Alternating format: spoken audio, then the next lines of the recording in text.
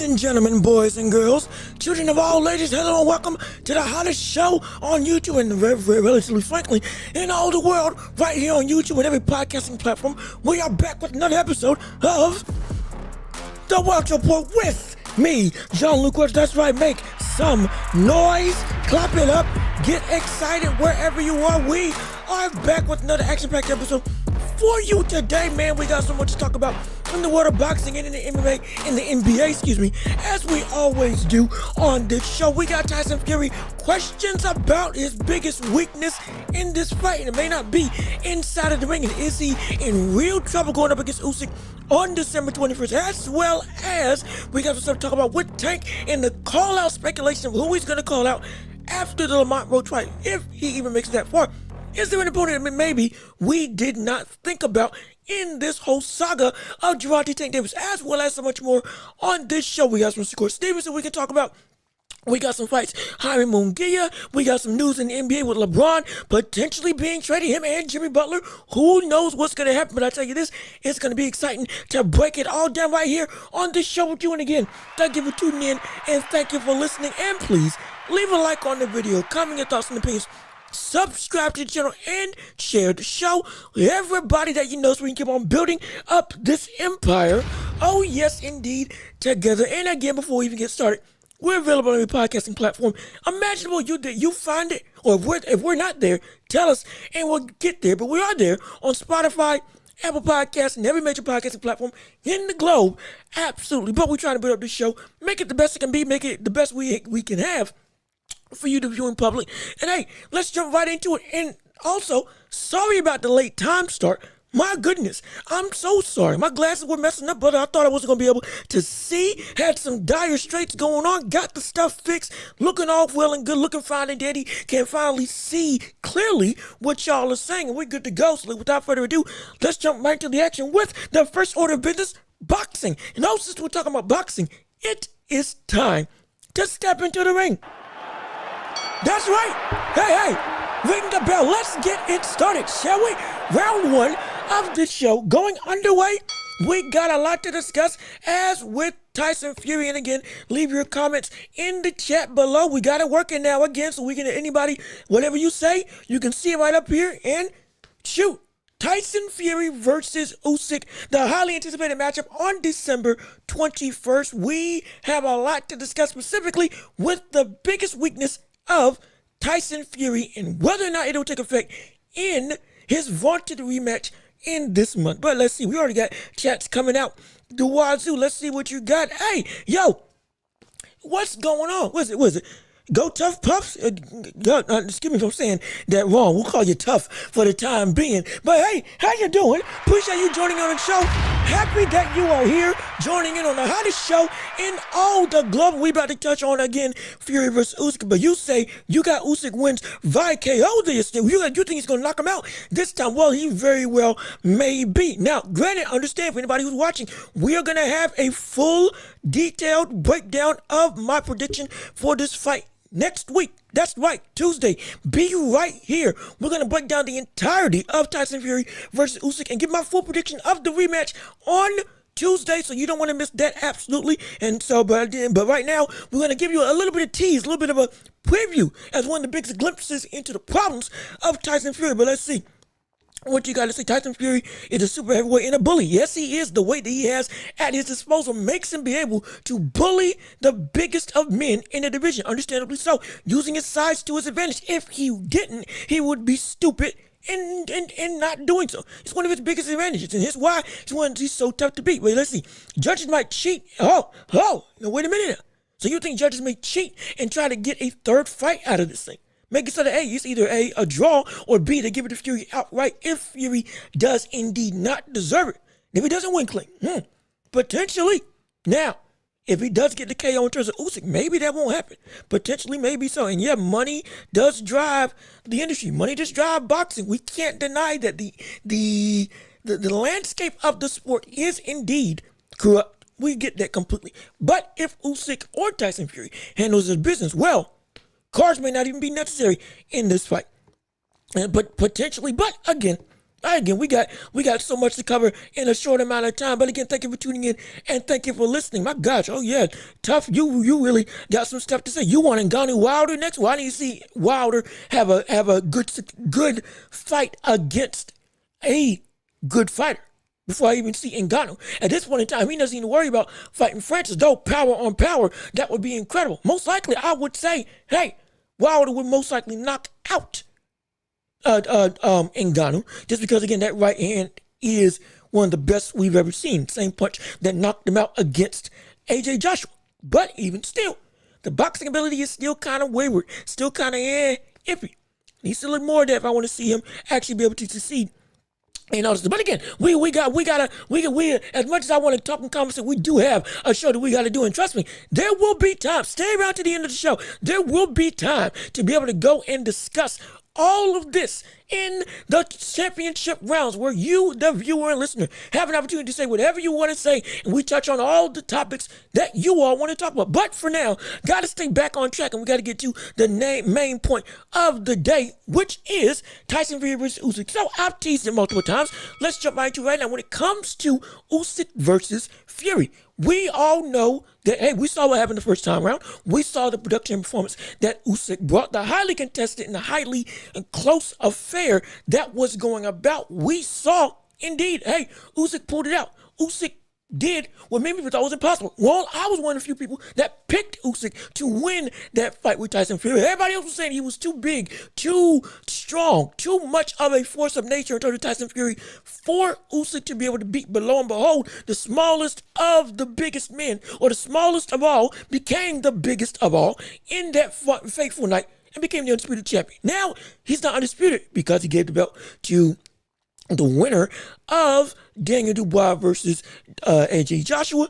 But even still, he's the best in the world at the heavyweight position and top 3 pound for pound, legitimate. And so here's the thing that we have to understand. What did that loss do to Tyson Fury? And what that loss did, in fact, was take away Tyson Fury's biggest asset. And that was outside the ring being in control and confidence. That's what happened. No, excuse me, wrong button. Wait a minute, hold on. There we go. Hey, look at it. Oh, yeah. Oh, yeah. We got some problems here. We got some problems. Trust and believe we have some problems. And when we have problems, due to the fact that when it comes to Tyson Fury specifically, the man now has lost control of essentially the fight. He's lost control of of his ability to control not only what the outcome is, but to control the momentum. His ability to talk, his ability to get inside the opponent's mind. He has lost that ability against Usyk. And he had it against everybody. He didn't even lose it against Deontay Wilder, who knocked that brother down. Nearly put that brother out in one of the most shocking, essentially knockdowns that we had seen in boxing history, due to the fact that nobody gets up from a Deontay Wilder right hand. And he got up when it seemed like he was over and done with. Absolutely. And so now we're looking at that situation and we're saying, hey, when it comes to Usyk and Fury, Usyk's done something that no other heavyweight has been able to do. He's been able to get under the skin, or dare I say inside the mind of Tyson Fury. And because of that, Tyson's fighting already at a disadvantage, and maybe that will be the thing that already takes that brother out legitimately. And he's already lost the fight before it even gets started. That could be what we're saying. And I'm not saying that as hyperbole. I'm saying legitimately. Tyson Fury may have already lost the fight in the ring before he even got in the ring. Because that's the very thing that got him to win the fight and all of his other ventures. Winning it outside of the ring. Now, why is that important? Well, I'll talk about it right now. But real quick, we got some other people joining in on the chat. I tell you what, we are active and we are active and talkative today. I love it. Please keep this going. We love this. And leave a like on the video if you would. It helps push the live to more people. Last time we had 500 people come through. 10 people stay consistently throughout the show. So with your help, with your support, we can make this a global affair. Absolutely. But if you gotta like the video, you gotta share with everybody. Put them on the hottest show in all the globe so everybody can see exactly what we got going on for the viewing and listening public. And again, if you got chats, leave it right here. And mind you, We got topics covered, but when at the end of the show, we can talk about anything and everything with anybody in the championship rounds, and you can have your chance to say, spark debate, spark conversation in or outside of the sports world, primarily inside of the sports world. But hey, it's you all show as much as it is mine. We can make this great together. But again, we got people coming in on the show. Fight Buzz, brother, thank you for tuning in and coming back. Glad you're here. Glad you're primed and ready. And hey, look, you missed the last show. You were busy at work. Don't worry. It's all well and good. That's why we keep these things on YouTube and on every podcasting platform, so you can keep on rewatching it, re-listening to it, and come back and hear what we got to say and just enjoy the show outright. But hey, I'm glad that you're here now. And if you got to work, hey, you don't got to comment. Just listen. That's all we ask. Just listen. Listen and learn. Listen and grow. Listen and disagree. But if you're listening, hey, that's all we want. That's all we need. That's all I need to help build this channel up as much as it can be and to entertain you, the viewing and listening public. But hey, you got Fury in the rematch. Wow, well, you and Tough got some real animosity now, because Tough got a situation. He's looking for Usyk to KO Tyson Fury, doing the very thing that potentially got robbed of him in the first fight when that was it the 8th round, 7th or 8th round knockout or knockdown. Many people say it should have been a knockout, but even still, can he finish the job in dominating fashion next time around, or will Tyson Fury win the rematch? We will break it down on Tuesday, like I teased earlier, but even still, got to keep back on track. Got to keep with what we got going on. Also, hey, go Tough. Captain America, if that ain't good, we're going to have a problem. I'll tell you that right now. I enjoy Anthony Mackie, but he's not my favorite actor, and him as Captain America, love it. But at the same time, I just don't like his acting style as much as other people. So maybe if this bodes well and this bodes true for him in terms of how his character as Captain America evolves and changes, hopefully for the better, in this movie. Characters say everything's all good, but if not, yeah, you're gonna hear some real animosity. I promise you that. I promise you that. But again, when it comes to why he might have lost this fight already in terms of Tyson Fury legitimately was able to he was able to get inside and psych out his opponents every time round outside of the ring. From Klitschko, even from Deontay Wilder, Dillian White, Derek Chisora, multiple times. It didn't matter the level of opponent. There was an air, not just of confidence, but of dominating presence that he brought to the table. Again, it was different from what we see from people like David Benavidez or Canelo Alvarez or Naoya Inoue. In terms of, this brother is scary. This brother, I don't want to take out this guy. I don't want to face off against this brother because he's got that level of intimidation. And Tyson Fury does bring that. Don't get me wrong. He does bring that. But what he does outside the ring is make you feel like you aren't in control. His level of intimidation isn't as much so that, yeah, I'm bigger than you, I can bully you, and I can do whatever you want. I can do whatever I want to you. That's not his biggest concern, or that's not his biggest claim to fame. And I don't say this to say that he is on par. I don't say this to say that he was on par with who I'm about to compare him to. But similar to what we see with people like Muhammad Ali, I'm not comparing him in any way, shape, or form to the talent of Ali, to the ability of Ali, and to the legitimate greatness that is Ali. Never will he ever reach that level of legitimate heights in the boxing era. Never. I'm only comparing this in terms of stylistically on the outside. What they use to get under their opponents and to get at their opponents. It was their mouth. It was their ability to talk a game that made you feel inferior and obsolete. Not just about, I'm better than you. He made you look like a fool when he would talk to you to media. And made the media believe, yeah, he's going to play him around. Not just because of his physical nature, but because he's owning you outside of the ring in every capacity. Again, media mogul. Ability to sway the public, to make you as the boxer already feel like you had a major disadvantage, adjacent to or parallel to just in-ring talent. That's what Tyson Fury does. That's what Ali did better than just about anybody else in boxing history. Ali was doing that to the likes of people like Joe Frazier. And Joe Frazier was the pinnacle of what you want as an American darling. Somebody who went to church, was big in the community, was genuinely somebody that would, by every staple and standard was a situation where you're seen as a model citizen. You're doing everything we would want. The American dream of sorts. Heavyweight champion, family man, all that stuff. He was that. But then when Ali fought him, Ali flipped the script and made him, when Ali used to be seen as the Louisville Mouse, the brother who just talked too much and everybody hated before fighting off against Sonny Liston. Now, he beats Sonny Liston. He gets to a beloved nature and status in the boxing world. We see all the stuff that happened outside of the ring with him being stripped of his ability to box. He comes back into boxing. Now he's an American hero. Everybody loves and supports him, thankfully. But he flipped the script on Joe Frazier and made Frazier seem like the villain. You can look it up on ESPN, got a great article on it as well. Talk about him as a gorilla. Talked about him as an evil foe that needs to be defeated in terms of the light that Ali put on Joe Frazier. Even if it wasn't intentional, that's his ability to shift the narrative and to make a boxer seem already behind the eight ball. Again, not even touching the physical capabilities, not even touching the talent. And with Fury, he was able to do that all the time. With Fury, he was able to do that consistently when it came to his opponents. Now, we're looking at a situation with Tyson Fury, and he isn't able to do that. The very thing that got him to be able to already psych out his opponent and already force you to have to climb internally just to fight up to the level that you know you can.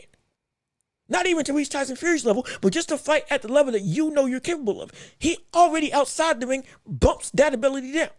Now, with Tyson Fury, but now with Usyk, Usyk was able to legitimately reflect all that back on Tyson Fury. And now, granted, in the fight, Tyson Fury performed the best I had ever seen. Genuine. That was the best Tyson Fury, in my opinion. I could be wrong, but in my opinion, that was the best Tyson Fury I had seen in his career. From a stamina standpoint to an ability standpoint, footwork and all this stuff that we said he had lost as time went on, especially after the Deontay Wilder fight. But it looked like he gained it back.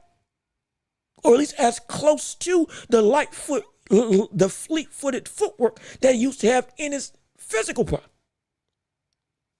Everything seemed like it was, but the decision was the decision.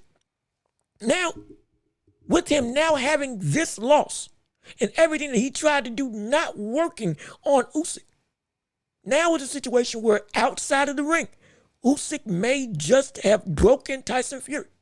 And I don't say that because I'm calling Tyson Fury weak. I don't say that because I don't see Tyson Fury as an incredible talent. He is. But as I've said constantly, Tyson Fury is a good heavyweight with elite size. And Usyk is an elite heavyweight with good size.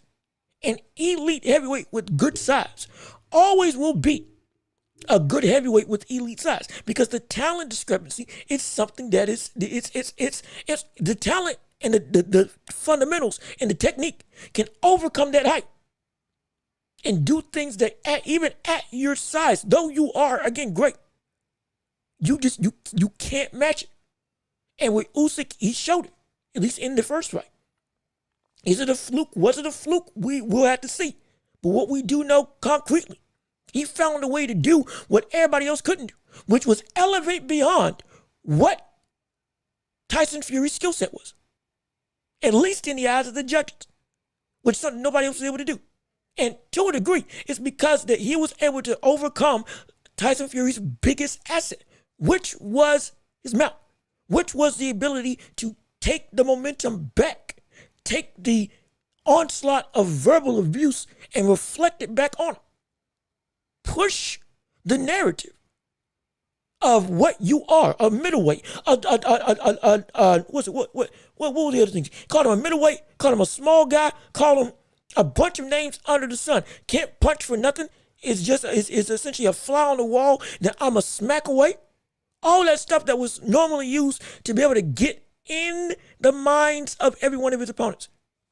Not only did it not work, but now it backfired. And now he's dealing with the loss of the middleweight, the small guy, the fly on the wall that I should have been able to handle. now just got my number. What is it that I can use to turn that momentum back? Because if that was the best Tyson Fury that we had seen, hypothetically, we'll say if, in many people's eyes it may not be. For me, it was. That Tyson Fury beats everybody in the heavyweight division today, easily. He beats AJ. Definitively, he beats AJ. He beats Deontay Wilder. Again, he beats Daniel Dubois now. If that's the Tyson Fury that we see, he beats not just about everybody except Usyk. He beats everybody easily. If that's the Tyson Fury that we see go up against anybody else for the foreseeable future. But when it comes to Usyk now, the tides have shifted for what his ability to take control of the momentum and of the mindscape of his opponent. And now Usyk is the man that has all the cards. Not just the win, but I did everything that you said I wouldn't be able to do. And I walked around like I knew I was going to do all that already. Your facade of talk and verbal vitriol is something that not only didn't affect me, but it was something that fueled after the outcome. Now it's stapled inside your mind. The very words that you said are now thrown and put and branded on your brain, in your psyche. I hurt you. I rocked you. I knocked you down. I beat you. And I'm small. I beat you and I'm a middleweight. I beat you and I'm everything that you should be able to have easy fodder over. That's where the concern comes from. And now you see the coping mechanism. You see in interviews, Usyk is even my best opponent to date that I've faced. That's what Tyson Fury has said in interviews. Even though, again, he got beat. And clearly, he was the best opponent that you faced. He was the hardest opponent that you faced off against. Objective to just power, because again, that was Deontay Wilder. Everybody else has not had the ability to not only hurt you, but box with you and outbox you. Nobody has. Nobody has been able to walk you down, hurt you, knock you down, and outbox you. And nullify the very things that were turning the momentum on your favor. Both in the first half of the fight and in the second half. It's not true. You got great stamina. I outworked you in the later rounds. You're bigger and you got more power than me. I'm the one that rocked you and put you down. You caught me, don't get me wrong, with the uppercut. And that's going to be something that's going to be still a viable threat. But I adapted to it and still was able to keep on coming forward. I did what you did to Wilder to you. I said I wouldn't stay away and I didn't stay away. I said don't run because I would be on you. And you were on him. Or Usyk was on him. Everything that we normally see with Tyson Fury, keeping to his word. Now we see Usyk made you out to be, in your mind, a liar. And I'm not calling Tyson Fury a liar. I'm saying in Tyson Fury's mind, in his mental state, in the internals of his being, the essence of him, that was able to do everything that he normally said he would do. He now got outed as a liar in this fight, potentially in his own mind. Because now I said I would do this and I didn't do it. I said I would accomplish X, Y, Z and I didn't do it. I said I would wear him down. I didn't do it. I said I would hurt him. I said I'd get him out of there. I didn't do it. I said all these different things and none of them came to fruition. This is a problem now. And the very issue that we see Tyson Fury normally go and achieve on his opponents, rather, the effect that he has on his opponents. Now that effect is being on him. And this is a fight that and I've talked about this before, this is a fight that Tyson Fury maybe hasn't faced before in this capacity. And he has faced incredible opposition. He has been able to come over depression. He has been able to overcome adversity. He has been able to overcome suicide. He has been able to overcome so many outside of the ring obstacles. There's no question. He's one of the greatest men in boxing today due to what he's been able to come from the depths of and still be back on top. After being at the top of the boxing world, he went and nearly ended his life. Gained 400 pounds, went through a depression. Personal life was absolutely through the mud, in the mud. Seemingly, her brother was about to, he was on a ticket out of here. He said it himself. Thank goodness it didn't happen, but that brother, he was on his way, gone. And he fought back from a place that is very hard. And in many cases, impossible for some people to be able to come back from the state that Tyson Fury was in. Yet he did it. The biggest fight of his life, he achieved. And he beat. No question. And we applaud that to Kingdom Come. There's no disrespect given. There's only praise and adoration. But in spite of that, now this is a different type of fight. Because outside of the ring, he struggled and overcame. Personally has peace. Personally is now in the great mindset that we see him as. But now, inside the ring, where he was untouchable, now we got touched. And this is a situation where I'm not comparing the two issues or problems because they're not comparable.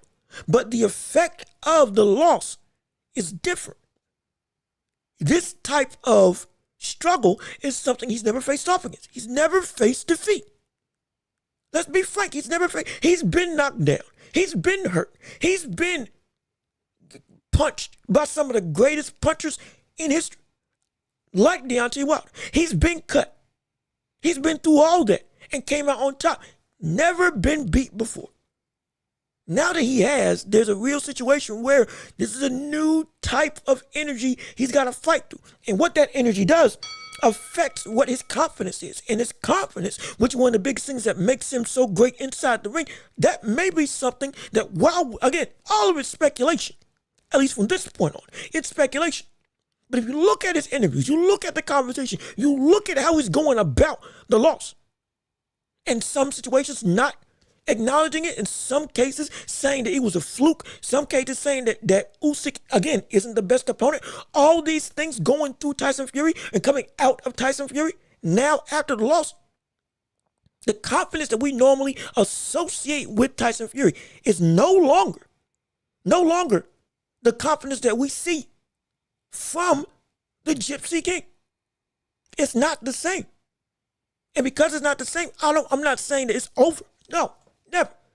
But I am saying that now we're looking at a situation where, since the cards aren't on the table with you having them in hand, or you having the better hand in this game of cards, the shakiness and the bravado, while it's still there, it's not the same. And this isn't because, it's not the same because, you lost, so you can say all the stuff that you want, but we don't believe it anymore. No, that's not what I'm saying. The bravado is still there, but it doesn't come with the same level of ease and almost instinctual. It seems forced more than it is authentic. I got to will myself to be the old me. I got to will myself to be the Gypsy King that everybody knows and that I know I am. Because somebody pushed me off. And I got to climb back and I got to get my balance again. That's at least from my perspective. Again, you may have a different opinion. I completely understand. I'm not saying I'm the end all be all, never. But what I am saying is that this is what I see when I look at Tyson Fury. There is a concern with the confidence of Tyson Fury, that this confidence now isn't just instilled in him. He's got to work to bring it out. And when he's in front of Usyk, it's not the same.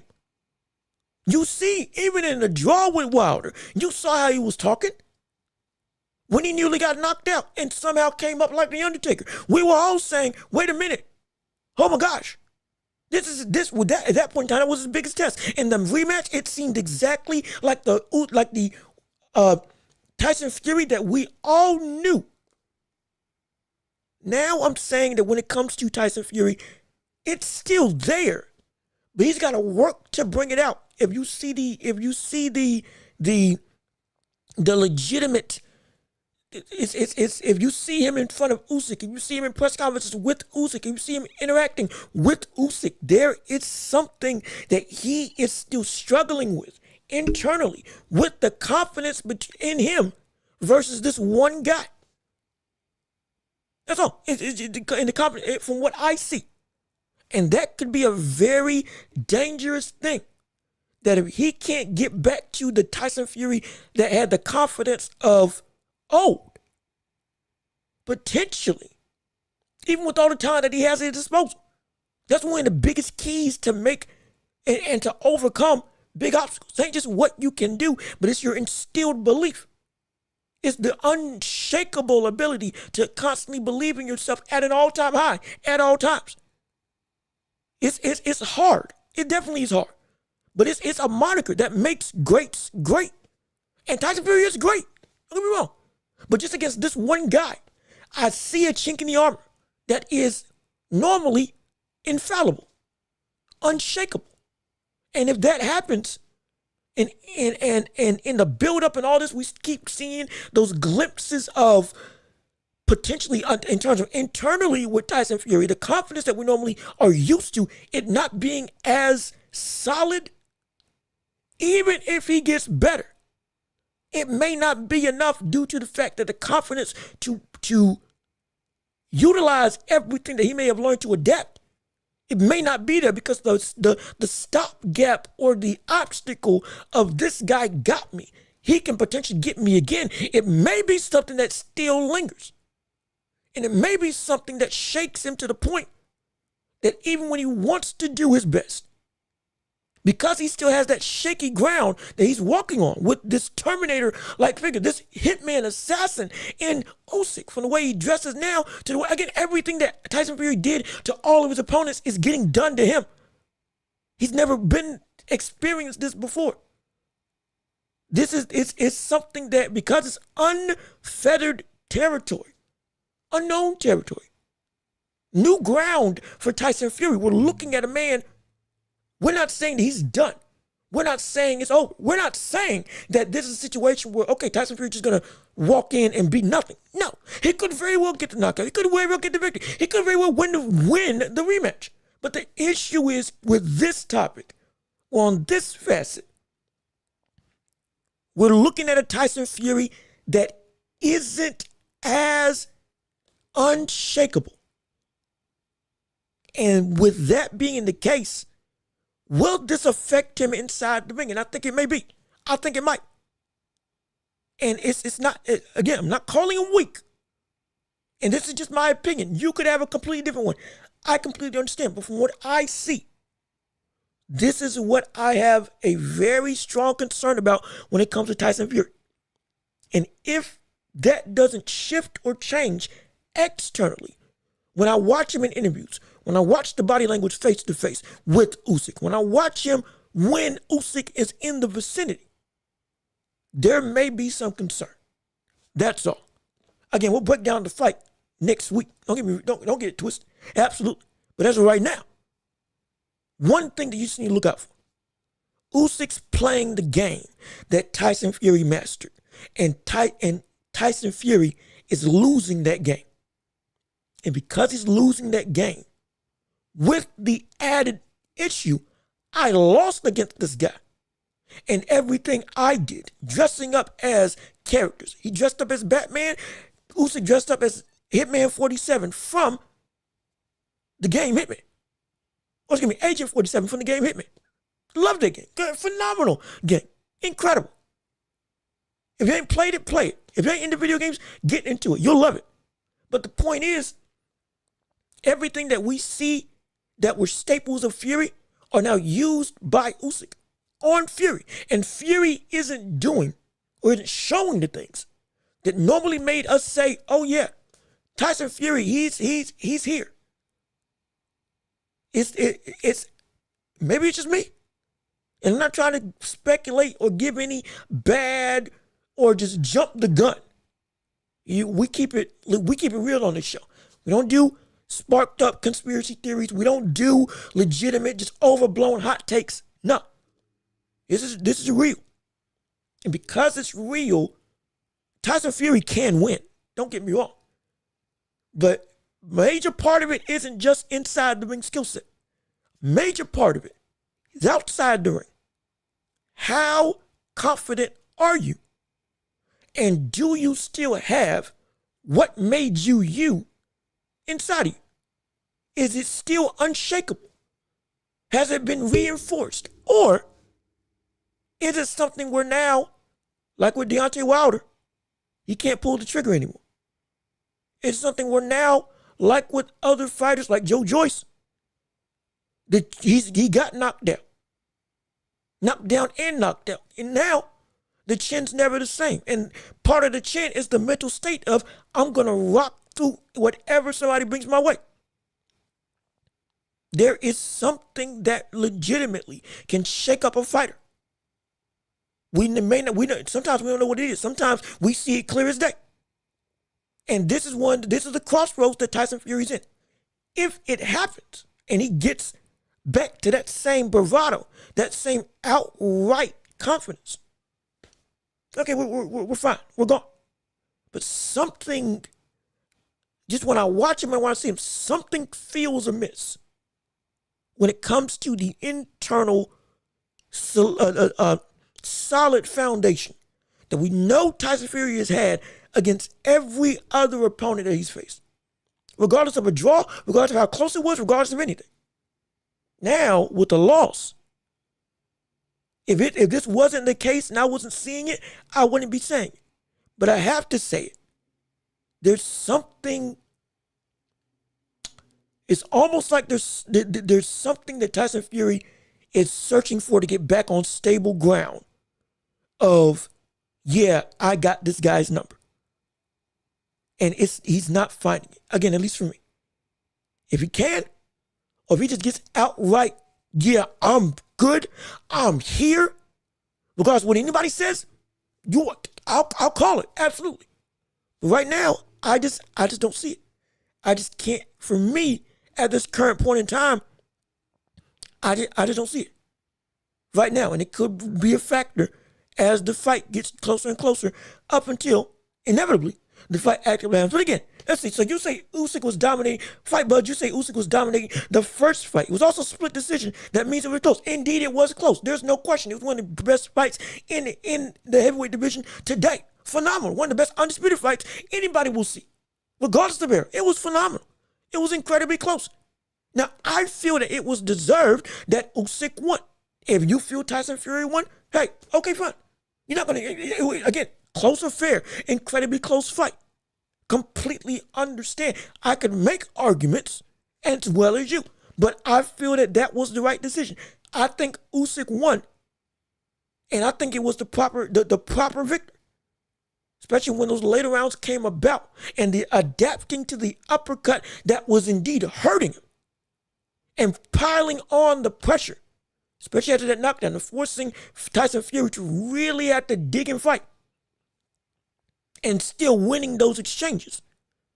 As well as early on, the body work of, again, that jab and that straight left hand that would consistently get into the open area. I think he did enough. I think he controlled the fight. I think he outboxed him. I think he adapted when Fury was gaining ground again, second half of the fight. Absolutely. But if you feel different, I completely understand. But I just think that, hey, I think he's got it. I think legitimately he's got it going on. And again, you're thinking Ngannou beat Tyson. And hey, we covered this on the show. I said, and I broke it down as well, that Tyson Fury in that fight lost to Ngannou. That it should have been that at that point in time, and we should have been saying Ngannou was the new lineal heavyweight champion. Because indeed, I felt he got at minimum, a draw instead of just an outright loss. And at best, it should have been Ngannou winning. Would I watch that fight? I rewatched that fight twice. Scorecard and everything. Slowed stuff down, made sure punches didn't land. I also covered that there was a knockdown that wasn't covered in that fight. Also, that legitimately had Fury going down to his knees when he clinched up. But that's the case. Now we see that Fury, wasn't the Fury that we knew or that we saw going into the actual Usyk fight. That Fury, indeed, was underprepared. That Fury, took him lightly. That Fury did not try. Now, it's still no excuse. He should have indeed been prepared, been prepped up, been able to outbox and got into Kingdom Come, but he didn't. Regardless of what we want to say about the context of what should have happened, what did happen in this case scenario You took the fight and you did not prepare properly. And you, even by that standard, should have been able to beat him easily, but you didn't, which showed the legitimate talent that Ngannou as a boxer had and would have had if he had kept on training in boxing. And in you, Tyson Fury, your willingness to let go and not be prepared at all times. That's on you. Ngannou came and did what he was supposed to do. You didn't. So yeah, that fight should have been Ngannou, in my opinion. Ngannou should have won. And so because it doesn't take away from the greatness of Tyson Fury. But it's just, that's what it was, at least in my opinion. And so, and yeah, see, illegal blow. Again, I covered this on the show. I covered this on one of the shorts in the past. You can go look it up. There was also an illegal elbow that didn't happen, or that didn't get called. That indeed should have been called. But because Ngannou walked through it literally because he's an MMA fighter, and he takes elbows, he takes knees, he takes kicks and punches, yeah. And so, yeah, I think, yeah, in my opinion. But we're looking at, it's like, again, the fight itself is highly controversial. And you say, Fight Buzz, he dominated the first half of the fight, and it hurt Usyk. Yes, he did. And then you're, and let's see. Wait, is this me or is this, let's see. And you're probably referring to Go Tough, and you're wrong about boxing, and, excuse me, hold on, whoa, wait a minute, let me get myself together. Hold on a minute. He dominated the first half of the fight and hurt Usyk. Yes, he did. Also hurt him late in the fight as well. And you're wrong about boxing doesn't love Fury because of money. They love him because he wins what he brings to the game. Excitement. It's both. See, here's the thing. Here's the thing about Tyson. And again, we have so much more to cover on this show. Don't get me wrong. We got Shakur. We got Tank. We got a lot. But even still, real quick on this subject, why boxing loves Tyson Fury? It's both. He brings excitement and he brings money. And he's a character. People want personas. Mike Tyson, it was fear incarnate. Even cops were afraid of what was going on around him. The brother went to jail and was able to essentially operate as he pleased, even though he stayed in the rules of the jail. But the brother was feared. It was fear. You saw a beast in Tyson Fury. People gravitated toward that. The unpredictability. Ali, it was the entertainment, the mouth, the mouth that he had on, the ability to talk and not only circles around his opponents, but just be a media mogul, a media darling. AJ, he's got the look and he's got the power. Pride of England. Tyson Fury, he's got he looks different, and also he can talk with the best of them, and he can box, and he ain't afraid to call you a bum. People want that. Tank, knockout artist from Baltimore, got that real X factor about him. He's tough, he's rugged, he's no nonsense. He'll play around with you. He'll be kiddish at times and then get serious. He'll make you flinch while you're standing in front of him. He'll say you ain't all that, you ain't nothing. Characters.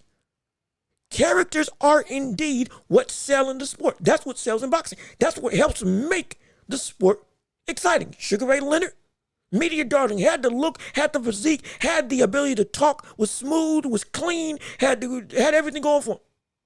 Oscar De La Hoya, Canelo Alvarez, Ryan Garcia. Characters that scratch and itch to the public, that makes you want to see and pay attention and track them. That's what they bring.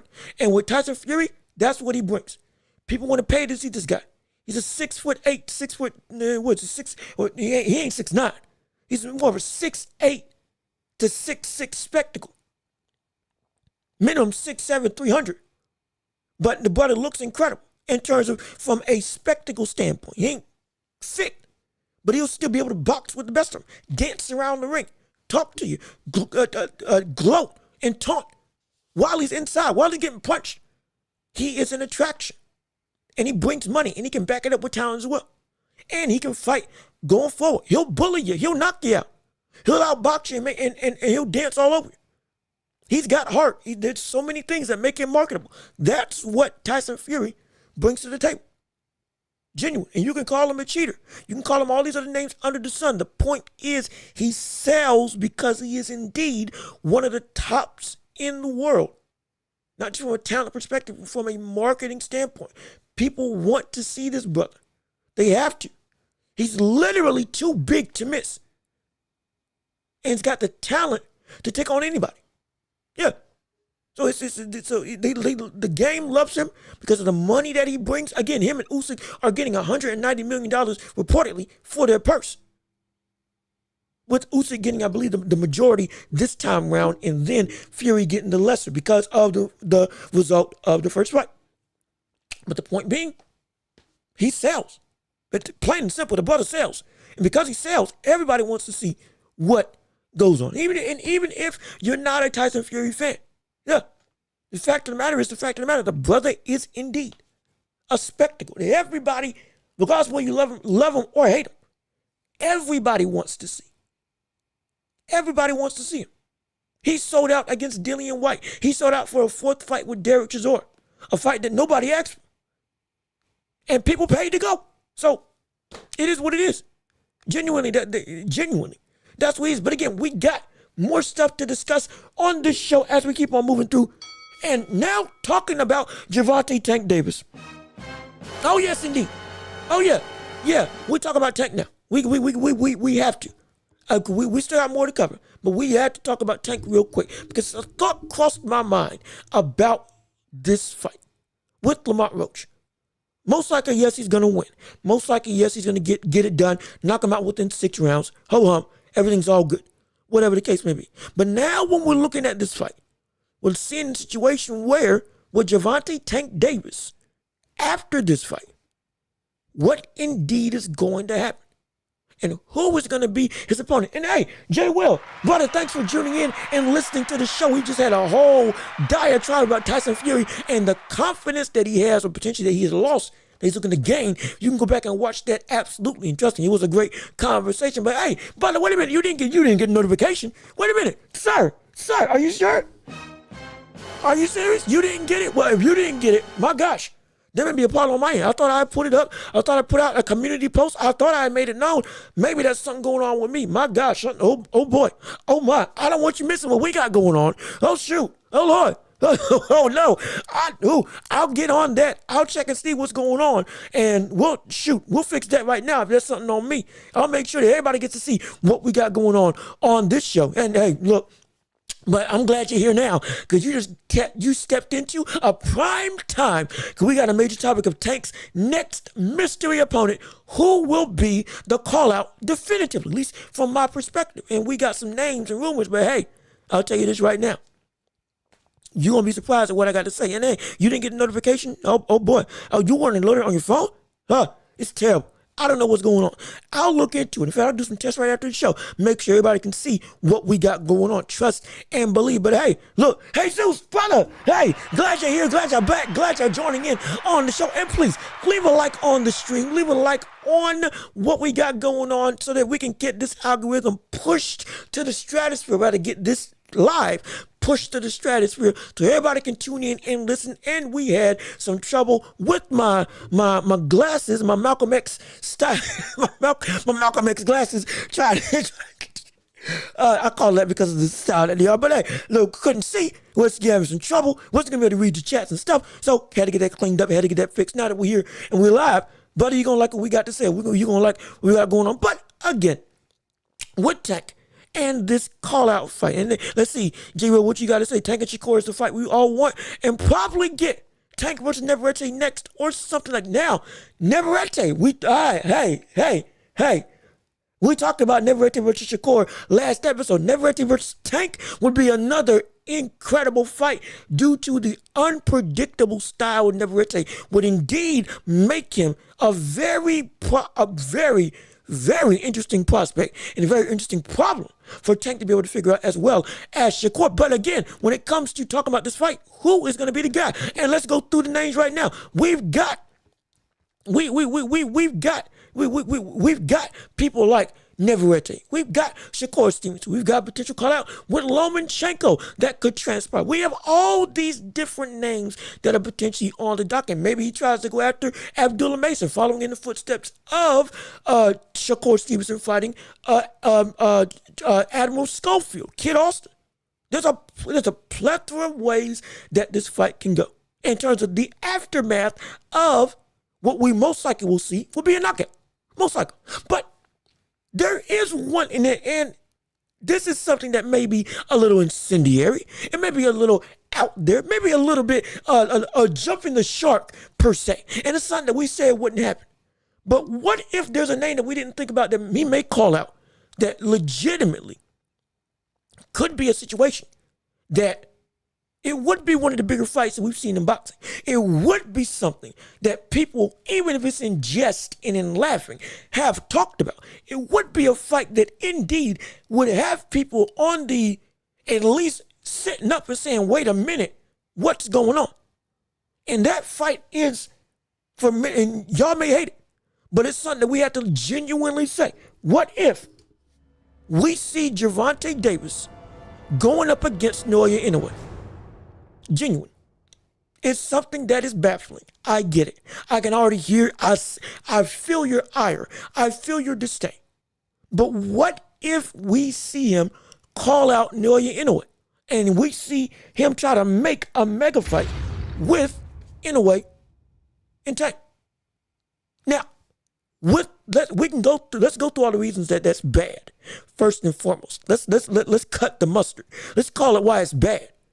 You got people, again, it could be Antoine Ryo or Antoine Russell. It could have been Ryo. All of them. Hey, Ryo said he ain't fighting. He's not fighting at 135 anymore. He's only fighting 140. Gary Antoine Russell, I'm not sure if he'll fight him at all. Could he beat him? Absolutely. Will he do it? I don't know. But when it comes to Inoue, the reason why I bring that name up is not because this is a fight that needs to be made. It's not. It still is a bad fight. In terms of, it's a fight that while you're going up, or while you're going down even lower, bringing somebody else up from a smaller weight class. This is not the trajectory that you need to be. We've talked about this. Yes. But with the track record that we've seen with Tank Davis thus far, with him consistently taking fights that easiest money, easiest time, and easiest outcome that will give you the most revenue. In Tank's eyes, with everything that we've said about him being a cherry pick, with everything we say about him being, in this case scenario, a weight bully, with everything we say about Tank not taking the necessary competition that he's supposed to take as the next step up, all of that's bad. All of that's valid. All of that is still a problem. But what if, with all of that being the track record, we see that now that leads to him trying to make a fight with Inoue? And we know he only views certain people as certain things. Well, we know he doesn't view everybody as indeed elite. He views people like Inoue as one of the few in boxing that he's like, oh yeah, that brother can box. That brother can go. That man can indeed work. He's one of my favorite fighters. And over in Japan, a multi-million-dollar option. He's incredible. The revenue that he can bring just staying in his own country, let alone if he comes over with all the hype that he brings to the table. Guarantee you that he'll get people flying in from Japan to come and see him versus Gervonta Davis. If that did happen, this is not me saying that this is a fight that is good. I repeat, this is not me saying that this is a good fight to make. This is not me saying that this is the fight that I want to see. This is not me saying this will do wonders for Tank's career from a legacy standpoint. Never. I am not saying that in the slightest. What I am saying is it out the question that the track record that we have seen Tank do thus far, even though this is a major extreme for what Tank does in his career, if he does this in fact and calls him out after the Lamont Roach fight, if this did happen, it would not be something that is completely out of the question, as bad as it may be, because it would sell like hotcakes. If you want to talk about promotional appeal, that would be promotional appeal. And accolades, he's got them. Pound for pound, he's got it. In a way, he has everything that would say, hey, if anybody's as big enough star to be worthy, quote unquote, of getting in the ring with you, it's Inoue. Now, I'm not saying that this is the fight that needs to be made. I don't want this fight to happen. I don't. But with the track record that Tank has done thus far in his career, taking fights that indeed are cherry picks or are not worthy of us paying us money, well below what he should be doing at this stage. It's not out the question to at least ask whether or not this can transpire, whether or not we can see that, as crazy as it may be, it's an option. It is, sadly, sadly, it's an option. And the fact that it is an option, it's terrible. The fact that I can sit here and say this as a potential outcome for the call out of Tank Davis, that in and of itself is a major problem.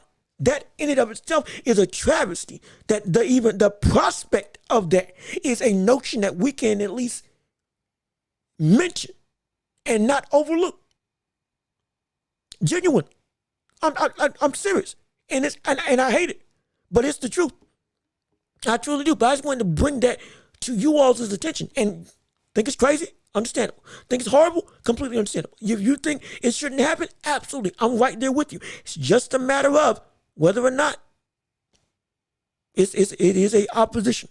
It is a prospect. As much as we don't want that to be, it is a prospect that it can potentially happen. No doubt in my mind. No doubt in my mind. Let's see. Oh, we got comments. Oh boy, we got comments. Hold on. Wait a minute. Hold up. My stuff is flipping out. Give me 1 second. Let me see. We got chats coming in, but I'm losing track of them. Hold on now. Let's see. We got a lot. Let's see. Let's see. We doubt. I doubt Tank versus. Okay, so you doubt Tank versus Neverete looked terrible at 135. See, and ironically enough, versus Oscar Valdez, he looked terrible for the first half of the fight. Second half of the fight, though, as I talked about in the reaction to it, all of a sudden the brother picked up steam, and he dealt with Oscar Valdez quicker than he did the first time. And at 135, I'm thinking, hey, it ain't something that is just ho-hum out there. I thought he looked decent, and you can differ, understandable. Looked slow, looked sluggish, looked sloppy for the first couple rounds of the fight. But once he really turned it on, that brother turned it on. And you can say what you want, but that brother, he looks bad when he fights, understandable. But the man continually keeps getting the job done. He keeps getting it done when it seems like there should be a formula to beat him. Hence, him and Neverete, it's something that it's on the table. Do we think Tank will be able to handle that easily? Most likely. It would be, I don't be shocked if that fight was more surprising, but most likely, yeah, he'd be able to handle it. He will, but even still, we're looking at a situation where it's not out the question. Now, will it happen? I don't know. Maybe Tank, let's see. Maybe Tank will pick cherry picks. Maybe Tank will pick him since Tank cherry pick. Yeah, see? It's not out the question. All of this is not out the question. Neverete is not out the question. If Welch ain't out the question, the floodgates are open at this point. The bar is that low for Tank in terms of what he's actively going to do. And we're discussing more about what he's going to do rather than about what he is actively doing. That's the thing. The fact that we have continually looked ahead of multiple of Tank's fights and not honed in on the fight currently at hand should tell you a problem in Tank's matchmaking. I'm so serious. The very fact that for the last couple fights, whether it was Hector Garcia, even with Frank Martin, who I deemed as, again, a good fighter, who I have no problem with, that opponent. And now with Lamont Roach, 2 of his last 3, and arguably 4 of his last 5, outside of Ryan Garcia, have been fights where we have looked past what's coming up, or we have looked past the actual fight, and we look forward more to who's going to be next, because there's no interest in the outcome of what's going to happen on that weekend, because it's no concern, because there's no challenge with the opponents that Tank face, or with the opponents that Tank continually chooses. And that's a problem. That's a problem. Yeah, so he fits the criteria for Tank. Absolutely. And so, let's see. And then I talked about Gary Antoine Russell potentially fighting him. Let's see. A guy coming up in weight, flat-footed, and is there to be hit. Yep. Just like we saw against Bierchik. Yeah. He's there. There's no, you're absolutely right. You're absolutely right. And so Tank is the type to bring up Bam. Yeah, Tank is the type to bring up Bam, a 115-pounder. And we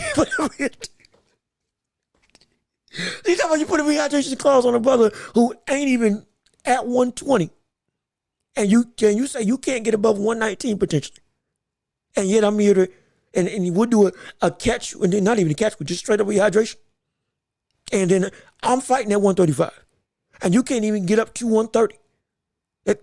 It's sad that this is a joke. That's a good joke though. I can't even. That's funny. That's funny. It's sad, but it's funny. That's like, it's sad, but it's funny. It's and again, let's see. I like Tank's style a lot. He's picking up opponents. And see, and there's the thing. And there's the thing. And again, I'm going through the comments. Y'all been commenting a lot. Thank you so much for tuning in. I almost bit my tongue there. Oh gosh. Thank you so much for tuning in. It's just I'm going through. Again, it's a one-man show, trying to keep up with everything. But yeah, Tank's style is somebody who is one of the best in the world from a talent perspective. And his style's great to watch. Not only does he get knockouts, but he breaks down the opponent. You see him layer on his offense round by round by round. You don't see him. You literally see the building of a game plan when you watch Tank fight. It's great. Indeed, it's phenomenal. But the issue is he does all that against competition where it's relative. I'm not gonna say it's relatively easy because we respect everybody in the ring, but for the talent that he is and the caliber of opposition that he's going up against, it's not something that truly shows the full breadth of his ability. Because you're doing this against what we consider fodder, and fodder is not something that I say in a derogatory term. I'm saying for your level, it's fodder. For your level, it's an issue. For your level, it's a problem. For your level, it is something that this should not be who you're showing these skill sets against. It should be that you're showing these skill sets against people that can bring a tougher test, a tougher challenge, a legitimate issue to where now you are indeed looking and saying, oh, this is a tough Rubik's Cube to figure out. This is a surprising turn of events that we got Tank saying, wait a minute now. Hold on. That the building blocks of a winning game plan to knock this butt out is coming later rather than sooner. It's not as clean cut. It's not the pitfalls that we see of this opponent aren't as easily unsheathed or unveiled, which is good. But that's not what happens all the time. And because it doesn't happen all the time, it makes us say, well, you're doing all this good stuff against people that, hey, you should be doing all this good stuff against. Do this against a competition that helps us further validate how good your skill level is. Do this against competition that indeed shows us, hey, against the best of the best, you're still able to do what you were able to do. Because when we look at, again, perfect example going back to Tyson Fury. Tyson Fury was indeed seen as too big for everybody in the division. He was seen as too big, could outbox you, was too long for everybody, and nobody could touch him. We were all saying, prove that against Usyk. And show us that even though, okay, hey, he's done more than Tank. Don't get me wrong in terms of what he's achieved and who he's fought against and all that stuff. He did that. Beat Klitschko, beat Wilder multiple times. Faced off against Usyk at minimum. Only people they didn't fight, sadly, is AJ, which I still want to see. Though now we most likely know what would happen. But even still, he proved his mettle, but even still, there was one test that still needed to be taken. Just like with Canelo. He proved it all the time, but it was still one test that needed to be taken. And because Canelo isn't taking that test of David Benavidez, now we're looking at him and saying, what are you doing? This is a problem. And with Tank, same thing. We're looking at a situation and saying, Tank, you are indeed a problem for anybody in the division. No question. No question. No question. But the issue is, even with all that being said, you aren't showing that you are a problem for the best in the division.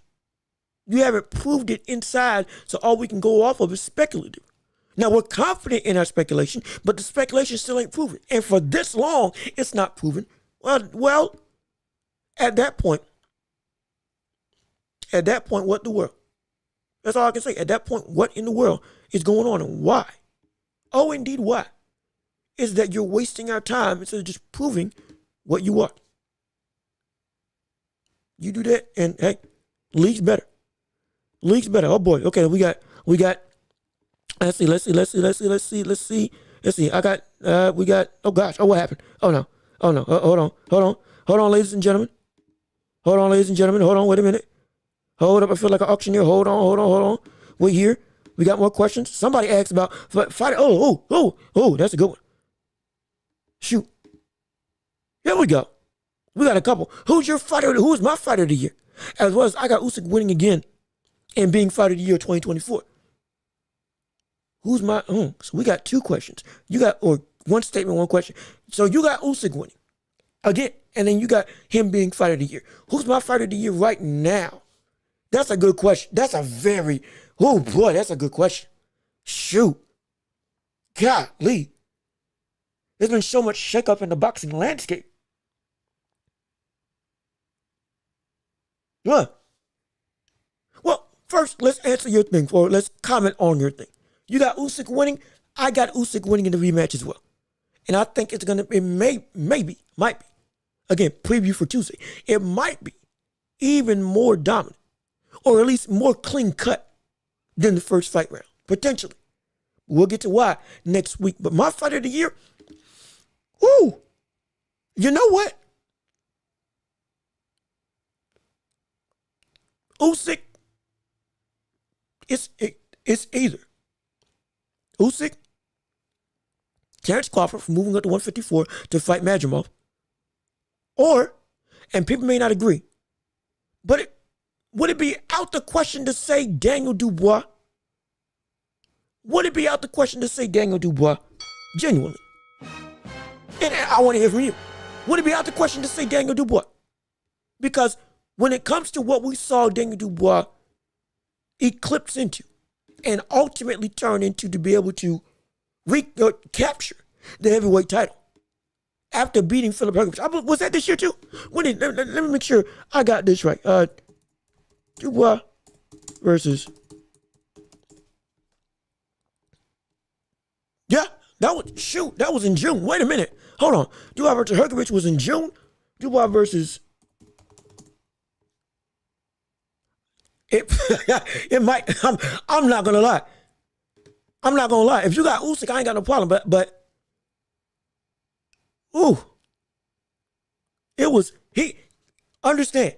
Daniel Dubois might be my fighter of the year because the man, after getting he fought Miller, he fought Hergovich, and he fought AJ. After being seen as a quitter and losing to Usyk, the brother came back and in 3 years beat Jarrell Miller. Knocked out Jarrell Miller, who I believe ain't been stopped before. Then knocked out Hergovich, who beat Zhang in a controversial one, but either way, who beat Zhang and stopped him. And Hergovich was supposed to be one of the top 5 heavyweights in the world, up and coming.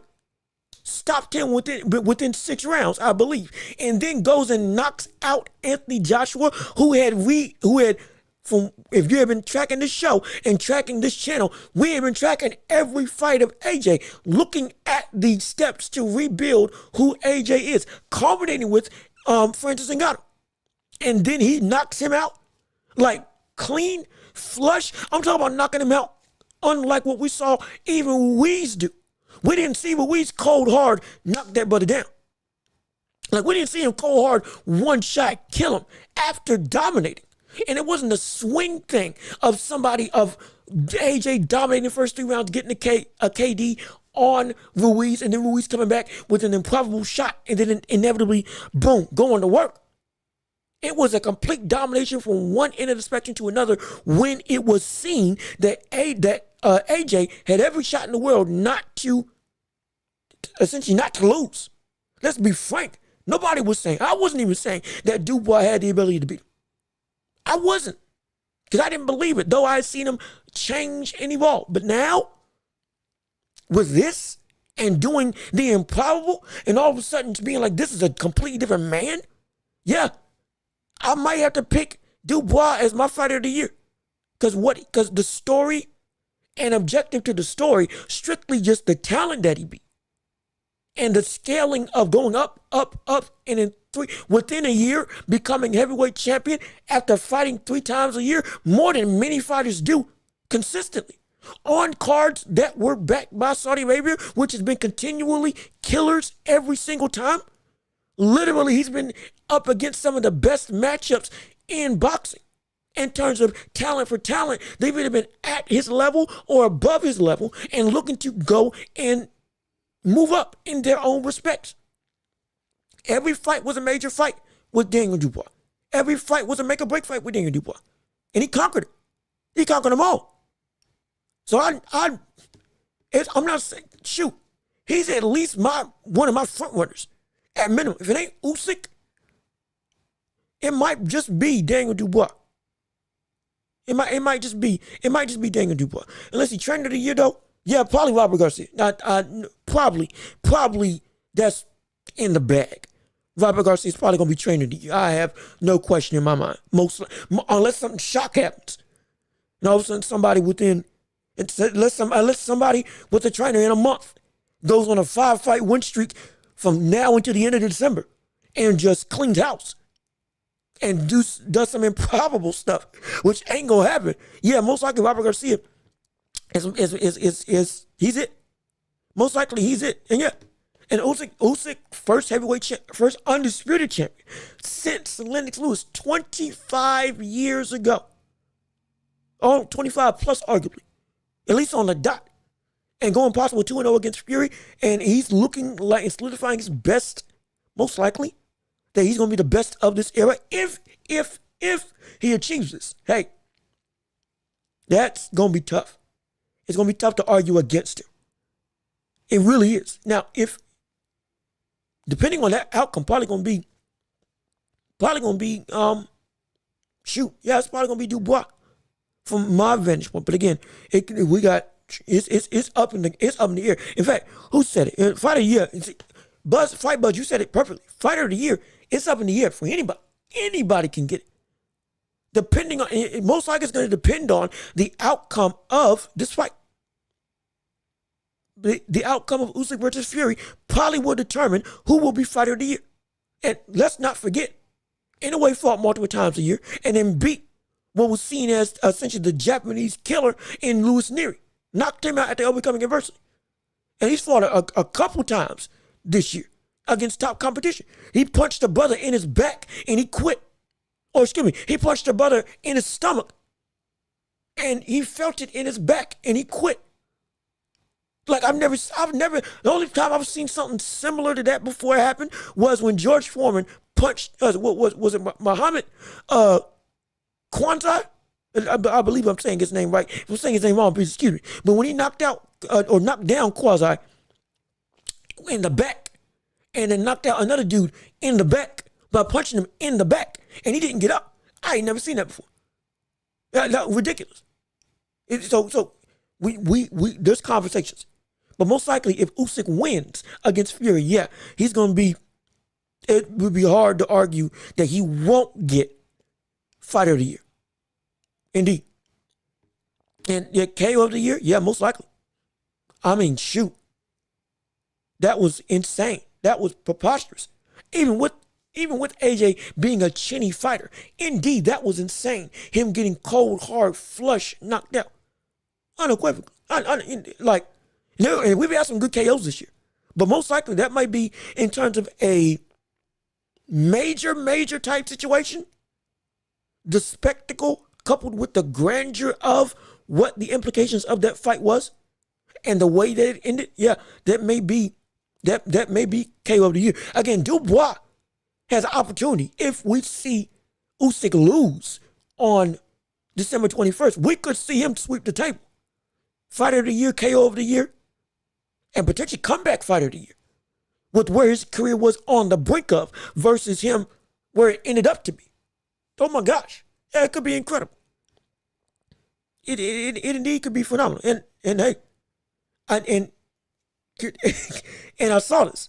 And even though Zhang and Wilder wasn't a stupid KO, I mean ridiculous. From a looks perspective, oh yeah, it had it. But I think the the situation pushed AJ's over the top. I think it did. I think the situation of AJ getting knocked out versus Wilder getting knocked out kind of pushed that knockout for me over the fence. And shoot, it's crazy to think that Wilder and AJ got knocked out in the same year. But hey, this is where we're at in the heavyweight division. And AJ, indeed, was known to be somebody who, if you catch him right, he can go down.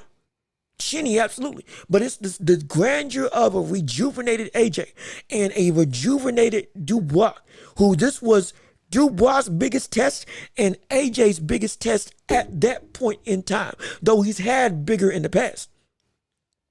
This was essentially the implications of that knockout, depending on what was going to happen. And either way, we all said somebody's getting knocked out in this fight. And then to see how it happened, yeah, it might be that even though Zhang on Wilder was stupid and disgusting, a great knockout, a stupendous knockout. Turn that brother around and put him flat, prone, like he's going to bed. But it's I think the situation coupled with the brutality of Dubois knocking out AJ. And also with AJ catching Dubois and hurting him right before Dubois came back and knocked him out clean. It might be that, yeah, the shock, the circumstance, the implications, what was on the line, and the knockout in and of itself, yeah, I think that might be it. I think that might be it. But let's see. What do I think about the fights this weekend, specifically the top rank card? Oh, yeah, it was good. Now, I believe, are you talking about the if I have my card correctly, is that the Ramirez Espinoza card that also had Navarrete versus Oscar Valdez? Validate me if that's the case. I believe that's true because I think we talked about the main event of that card last episode. But if that's the card that we're talking about, it was good. Oh, okay. Just to make sure. Okay, yeah, that is the fight. So let me get my thoughts real quick. But also, Justin, brother, hey, how you doing? Glad you're here. Glad you're joining in on the show. Absolutely. We here, we live. We've had so many conversations about Tank's potential call out, about Tyson Fury and the biggest weakness of his confidence and outside the ring, controlling the momentum of the fight and beating his opponent before he gets inside the ring. Talked about that and how that's been stripped away by Usyk and why they may take effect for him as the fight comes closer and closer. But you can go and look back at that real quick. But real quickly, what my reaction to the Oscar Valdez Navarrete card? Well, with Oscar Valdez Navarrete, let's say this right now. That main event was incredible, but I got it right. Like I said in the last episode, hey, ho, I got it right. I called it was going to be a knockout.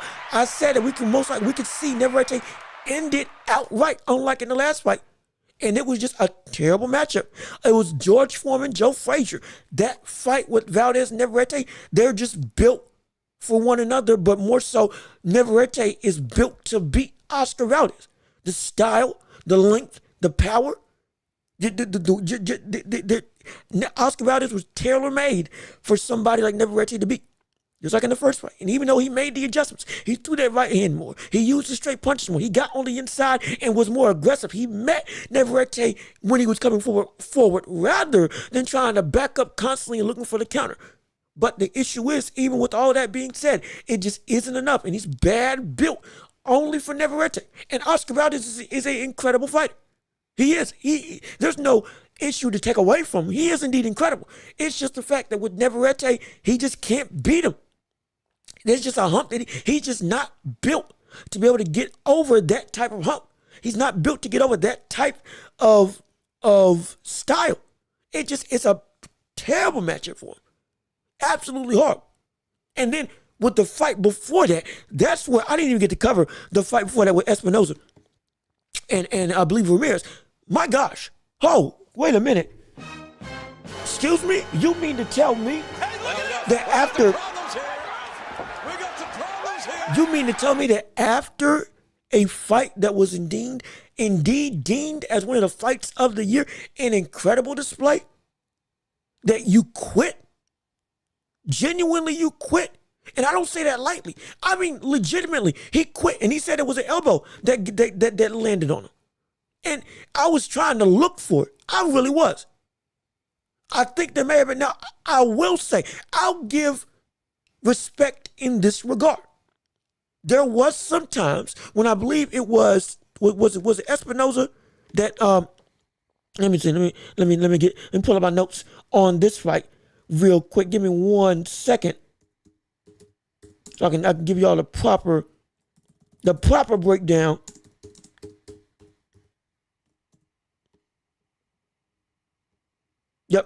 Yep. Okay, yeah, that's what I had. Yep. Okay, yeah. So when it came to Ramirez getting elbowed by Espinoza, which was the claim as to why that fight didn't happen or why he stopped, because he had double vision, because he couldn't see. There were some instances, absolutely, that we saw Espinoza trying to use his forearm to frame, but it was indeed his elbow that was leading the charge. There was some instances. There's no question there. There was one shot where I saw, hey, maybe that brother was indeed pulling or following through with his elbow that could have potentially caught him. But on the whole, that was bad. On the whole, it was bad. And I get it. For this is not saying you don't need to protect your safety. You don't want to be able to not fight another day. We get it. I completely am and am always within the realm of wanting fighters to be able to last in and outside the ring. Completely understandable. And if he felt that he could not continue because of the danger of what was going on with his eye, yeah, okay, cool. That's your decision. Health, you want to be able to live outside of boxing. I get it. But within the ring, because of the staple of what the sport brings to the table, and with this being a championship fight, and with the ramifications of what predecessors have done, like with Oscar Valdez in his fight with Navarrete when he could not see at all. And the brother, in terms of one eye completely closed up and still went to war. With other fighters that have lost an eye and still went to war. With one jab ending the show, all of a sudden, with what we couldn't see as, again, I'm not discrediting what happened. I'm saying that what your decision, we respect. We'll never disrespect it. But we will critique it based on what history has shown is the requirement for greatness. And so now when that's the case, Ramirez, brother, you in this type of situation, you can't afford to not at least attempt to keep on going. Give yourself a round, be defensive, see if it clears up. Let your corner know and let your and go out and fight and let them throw in the towel.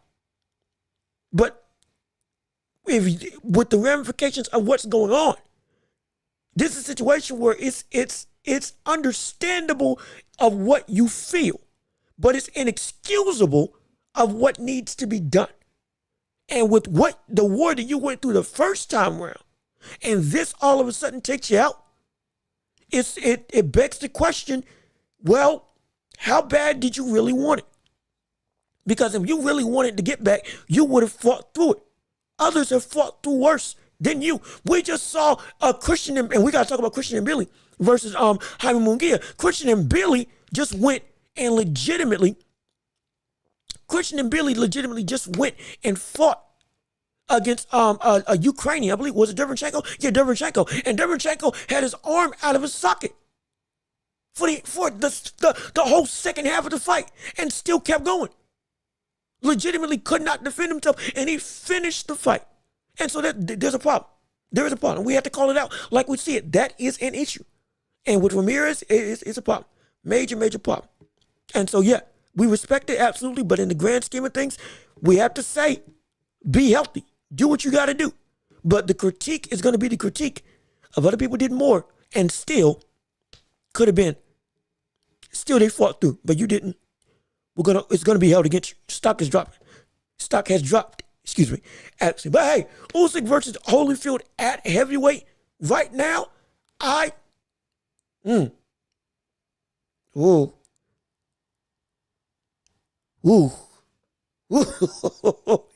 Ooh, that's a good question. Oh boy. Wait a second. Oh gosh. Oh boy. Usyk versus Holyfield at heavyweight. I got Holyfield. I think I got Holyfield. I would have to have Holyfield. It's hard for me not to pick Holyfield, though Usyk is indeed incredible. Usyk's on his way to being one of the best heavyweights in history.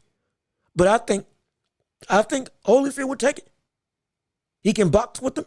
He's got the length and power to. He fought up against people, even though it was an old George Foreman, he still took punches from George Foreman and kept going and beat him like outright. Even though it was a at that point in time already washed Tyson, with respect to the age, physically he may have been great as he has ever been, but from a boxing standpoint, Tyson, when he faced Holyfield, was already diminished. But he was still a diminished Mike Tyson at that point. Still beat most heavyweights. He still did. And the passion was already leaving him. The outside boxing game, or the outside life, had already taken its toll. And Tyson at that point in time, still would have beaten just about anybody. Just about. But Holyfield, not. After that Buster Douglas loss, that was the end of the prime of Mike Tyson. And still, he would have been bad. And Holyfield still whooped him twice.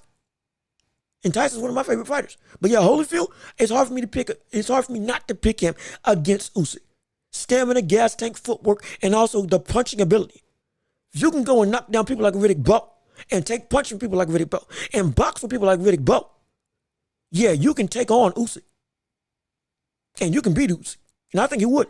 I think he indeed would have beaten him, at least in my estimation. Current state of boxing in the current fight.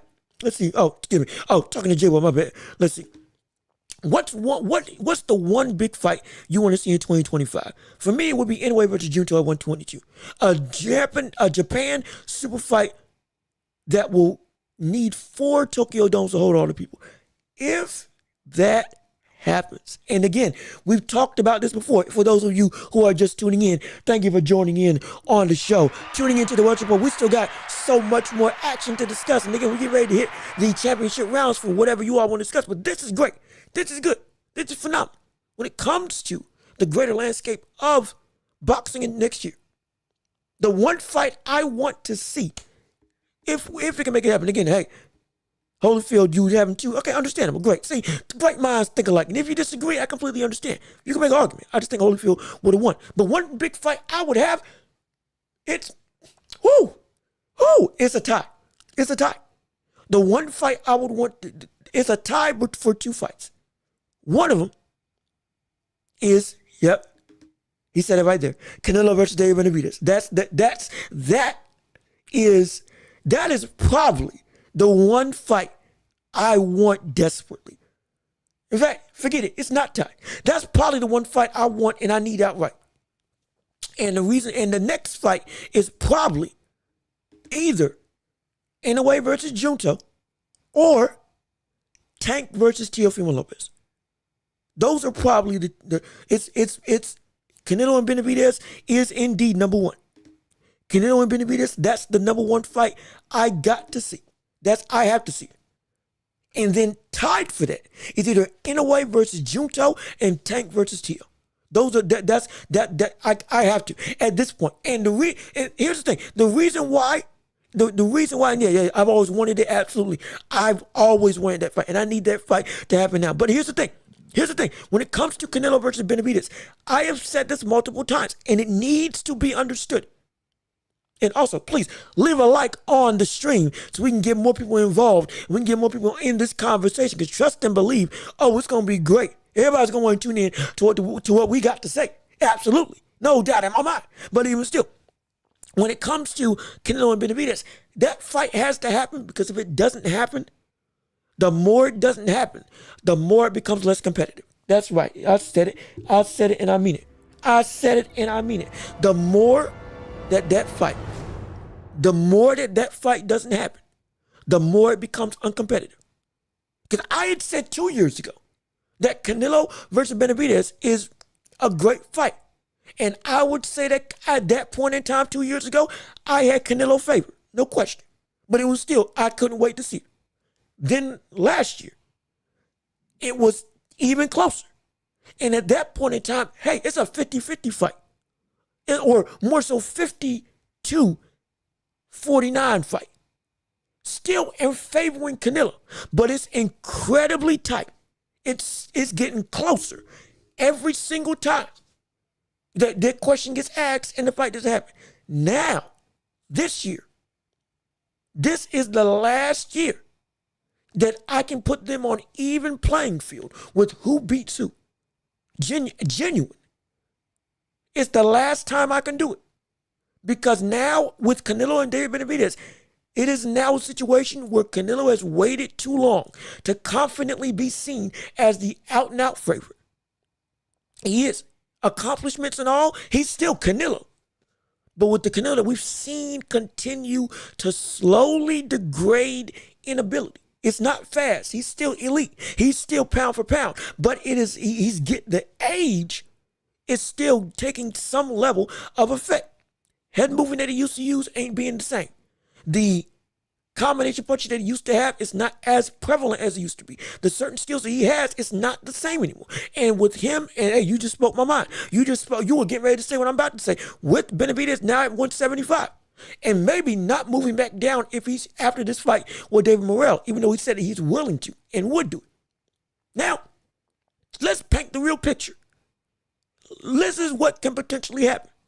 And I've said this in the past. Canelo Alvarez said he wants to fight for the light heavyweight title. He wants to rematch with Bivol. Tracking what's been going on, Better BF beat Bivol. Cool. Canelo went silent when it came to Better BF beating Bivol. Canelo still wants his title, still wants to get back. Now beat the man that beat the man that beat you. Didn't say it beat, but he still wants to fight at 175. Now, let's say hypothetically, we got David Morrell and David Benavidez. The fighter has officially been announced. This fight has been officially announced. Whoever wins this is now the next mandatory for the undisputed heavyweight title, or undisputed light heavyweight title, excuse me. David Morrell and Benavidez, winner of that is guaranteed a shot at the winner of Bivol versus Better BF2. They get a shot at the title concretely. That's what's been stated with the ramifications of that fight. Now, Benavidez, if he beats David Morrell, and he beats either Bivol or Better BF, whoever wins that rematch. Now, Canelo versus David Benavidez at 175. One, will he take it at all? Because even though that's what he said he wants to do, which is getting his get back, not just against Bivol, but what is inferred against his shot at getting a title. And getting a title at 175 objectively, regardless of who the opponent is. We assume that's what he still wants, even if the opponent is different. And now if that happens, and David Benavidez is the undisputed light heavyweight champion, hypothetically, you mean to tell me that we still have Canelo as a favorite? You mean to tell me that now with Canelo waiting him out that long, even if it's for, hey, to build up a payday, to build up the fight as big as it can be, if people want to speculate that, do you really think that Canelo has a shot at beating him confidently now? He can still beat him, but will he? Especially with how he looked last time at 175? No. No. The more that Canelo waits around, the more Benavidez is not only gets better, but gets bigger, and also is still evolving as a fighter, while Canelo is devolving as a fighter, even if it's slowly. We just saw David Benavidez use defensive tactics, skill sets, head movement, and outright ring control that while we know he can use, he hadn't used it to that degree when he faced up until he faced off against Gervonta. And so, as much as we can say it, we may, Jay Will, don't give up hope, but it's genuine. It may not be hope that it'll happen. It may not be hope that it'll happen. It may not be hope that genuinely we'll see that fight transpire. But there still should be. Because at that point in time now, it would be Benavidez that would hold at least as much cards as Canelo. Because if that is the only way that fight happens, now, one, the public will say it. Two, the belt commission would then be undeniable. It couldn't be that the WBC only fights for Canelo and fights on his side anymore like they have been doing. Now, David Benavidez holds that belt. David Benavidez is now making his own legacy. And people are going to start throwing the fire back at Canelo of what he said he wanted to do versus what he's now doing, which they're already doing. But now, especially at 175, you say you want to get back at this division that you lost at. Go make an attempt now against the main man that you didn't fight at 168. Go do it. Will he? I don't know, but I guarantee you this, even if it does happen, we can't say that Canelo's the favorite anymore. I couldn't say that. It would be objective to me that Canelo would be the guy that I would have to favor or I would have to put as the underdog for Benavidez. And if this was a couple years ago, yeah, we have no problem. But now, if it was a couple years ago, yeah, Canelo would be favored. It still needs to happen, but Canelo would be the favorite. Now, no, there's no way I can say that Canelo would be the favorite against this David Benavidez. And he waited too long. He waited too long to get a shot to really say, yeah, you beat him. Everybody's all good with it. And there's no qualms. There wouldn't have been any qualms. Now you could have had him. You could have had him when it was beatable, and everybody still would have given you all the praise. Now, Benavidez got better. He did. Objectively, even without a knockout on Gervonta, he showed he got better. He showed that he evolved. And going up against Canelo now ain't going to be the same. It might be that he should be considered and deemed the favorite in that fight. But he waited too long. And let's see, Boots versus Norman Jr. is a fight I would love to see in 2025 if that unification bout. And let's see. If it's a unification bout, the IBF rehydration clause isn't in effect, so Boots wouldn't have to struggle to make so much weight at 147. And hey, that would be great. That would be phenomenal. And shoot. And also, J. Will, you say that Canelo versus Bud feels going to happen. It may happen. But let's touch on this first. Because we touched on this, I believe, in another episode. You may have not been here. But this fight, in all honesty, either should have already happened or shouldn't be happening at all. And the main fight should be Virgil Ortiz. Let's not mince words about it. The main fight should be Virgil Ortiz versus Boots Ennis. Because Boots, again, we're only using what he said. Boots said directly after the Shukajan fight, I need to move up because I'm struggling to make weight. I need to move up because I'm struggling to make weight. I need to move up because I'm struggling to make weight at 147. I stayed at 147 to get a title and unify. Period. That's it. That's the only reason why he said himself that he stayed at 147 when he already said that he struggled and needed to move up. When he already said he wanted to fight Terrence Crawford, when he already said all these different things, he said that he needed to do all this stuff because he needed to move up and he was struggling, and the only reason was to get a title. And now you are in talks with Teofimo Lopez, who, while, again, on paper, that fight is indeed good. There's no question. On paper, the fight looks great. But we still got to put it in the proper context of what we've been saying for all these other fighters. You are bringing up somebody from 140 when you said you wanted to fight and needed to fight at 154. This is not right. It should have been that Norman Jr., why wasn't that the immediate thing that you went to? After stating you are only staying to unify. You are not keeping up to your own word. And so, at this point, I don't know what we're going to see. Genuinely. And I keep questioning, what does Boots want? What does he want? Does he want to fight to get legacy? Does he want to fight to try to get to Crawford, which has been his main goal he's been saying for years now? Which I don't understand if you then just gave us a heads up that this is the fight that's going to get me, that you are ready to take the step to finally face off or push to finally get the opposition that you want. And you get hand-fed, hand-given, in a package wrapped in a bow, the main guy that would have given you that opportunity to fight against Terrence Crawford.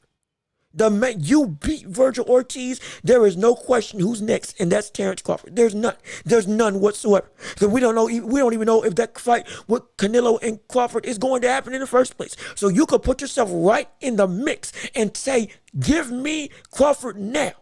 If you beat Virgil Ortiz, which you said that you need to move up to do anyway, which you said you were ready for big time fights, which you said you were ready to go and achieve greatness. And now you backtrack and fight somebody like Teofimo Lopez, with no disrespect to Teo, but for the context of bringing somebody up from 140, who is closer to fighting Gervonta Davis than he is to fighting at 147 right now, even though he called out Tank, he called out Boots, and he called out Terrence Crawford. Right now, where he's at, he may not move up. And he hasn't moved up yet. So why call him out? And he doesn't even bring a belt to your name to do the things that will get you that level of status that you're looking for. To achieve the one thing that you said you wanted to do, which was your only reason for staying, which was getting a title. It's all bad. It's all terrible. It's all horrible. And he should not be, if I'm being perfectly frank, this fight should not happen. Him and Teo.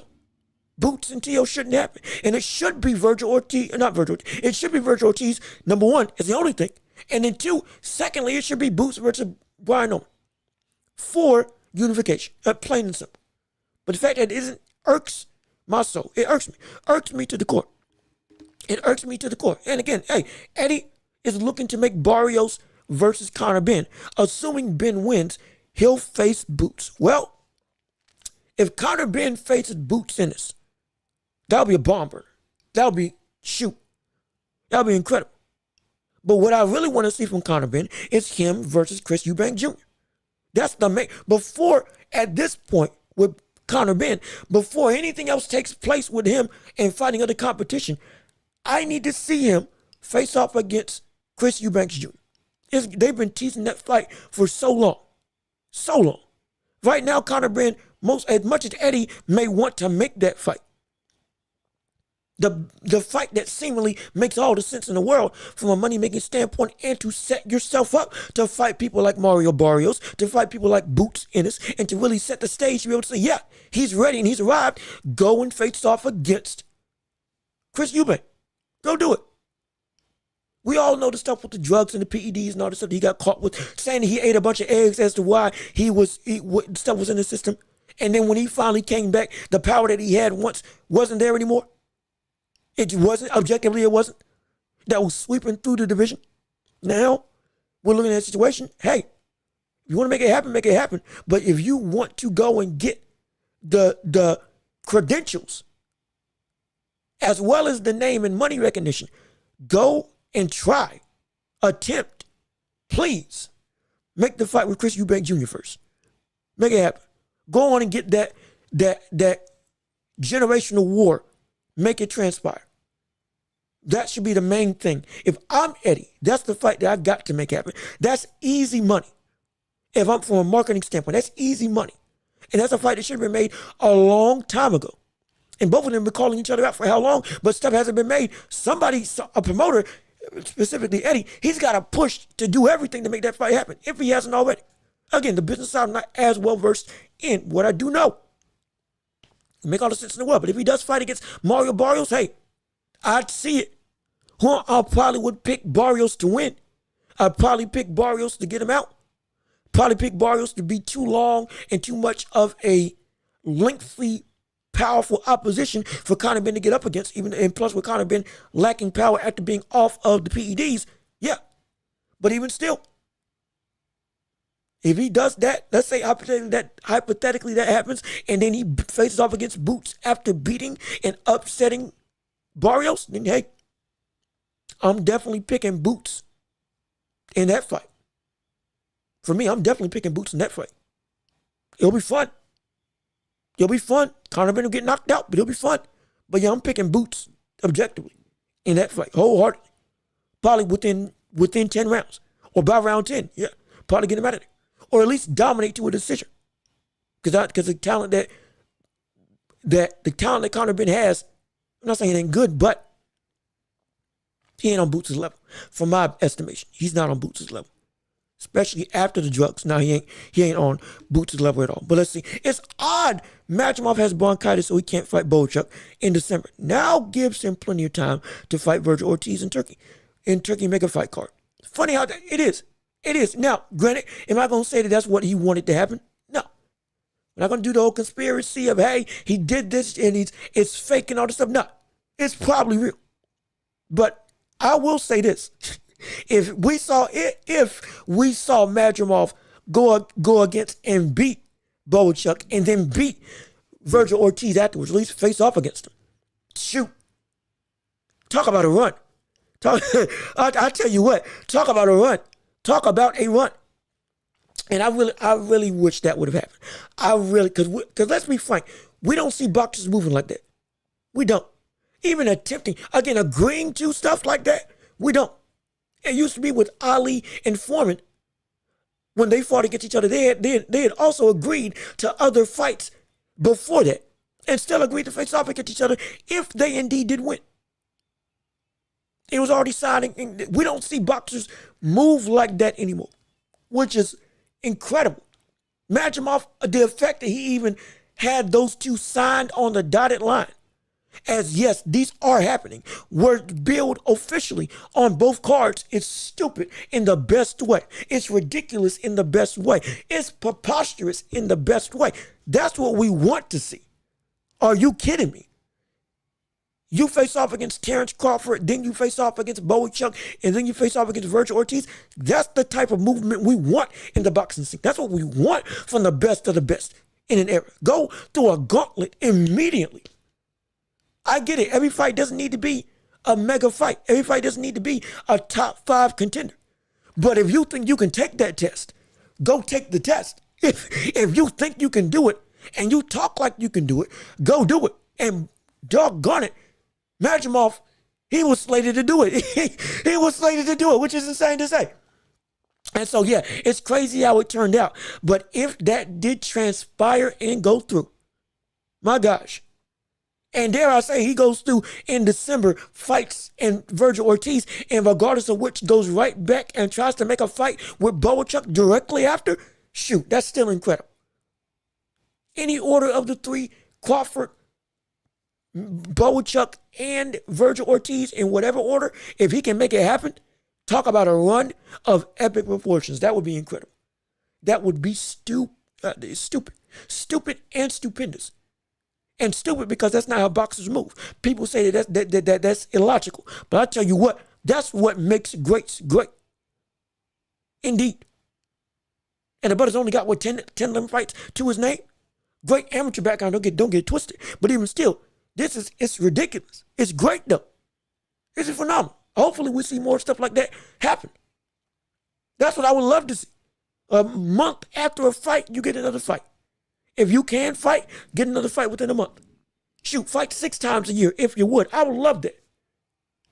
Love that. That's how they used to do it way back in the day when you had to box for a living. As in you had to box every single week to make a livable wage. Circumstances may have been different, but I'll tell you what, it was incredible to watch, incredible to see, incredible to witness. And it kept a lot of great fighters great for a long time because of the consistency of constantly being inside the ring. Machimov trying to take that test, even if it couldn't pan out. It still may pan out later on down the line after February. Don't be surprised if that don't happen. Don't be surprised if he still fights Bochuk after Virgil Ortiz, or at least attempts to try to get negotiations to do that in spite of the fight falling through in December. Don't be surprised at all. Don't be surprised at all. And I mean, I would be excited to see it. I'll tell you what, I'd be so excited. But again, with all that being said, I guess now, y'all kind of took over the show. We should have done championship rounds early on, because after Tyson Fury, everybody will win and going. But I guess now we're here. We might as well get it done. This is the championship rounds, ladies and gentlemen. Whatever you would like to discuss, we can talk about. Bring your own questions, comments, concerns, debates about anything within the sports ethos or beyond, depending on what you want to talk about. And hey, we're here for you. Comment your own thoughts and opinions. Give us what you got to say. And we for sure, we can give y'all whatever, I'll give y'all whatever we want. As you're typing your questions real quick, I'll cover the NBA. But again, this is you all this time. We got about 30 minutes. It's 3 o'clock. Let's see what you all got right now. Ooh, my favorite movie to watch in, that's a good question. That's a very good question. My favorite movie. Oh boy. I gotta think. I gotta really think. You know what? I may be shallow, but probably Infinity War, only because I got a story. Tied with that, Forrest Gump, potentially. I'm not going to put Shawshank Redemption up there. I'm not going to put Shawshank Redemption up there. Though it's a great movie. It's not one of my favorites. Dang. Yeah. Well, for the sake of currently, because I got to think about that a little more.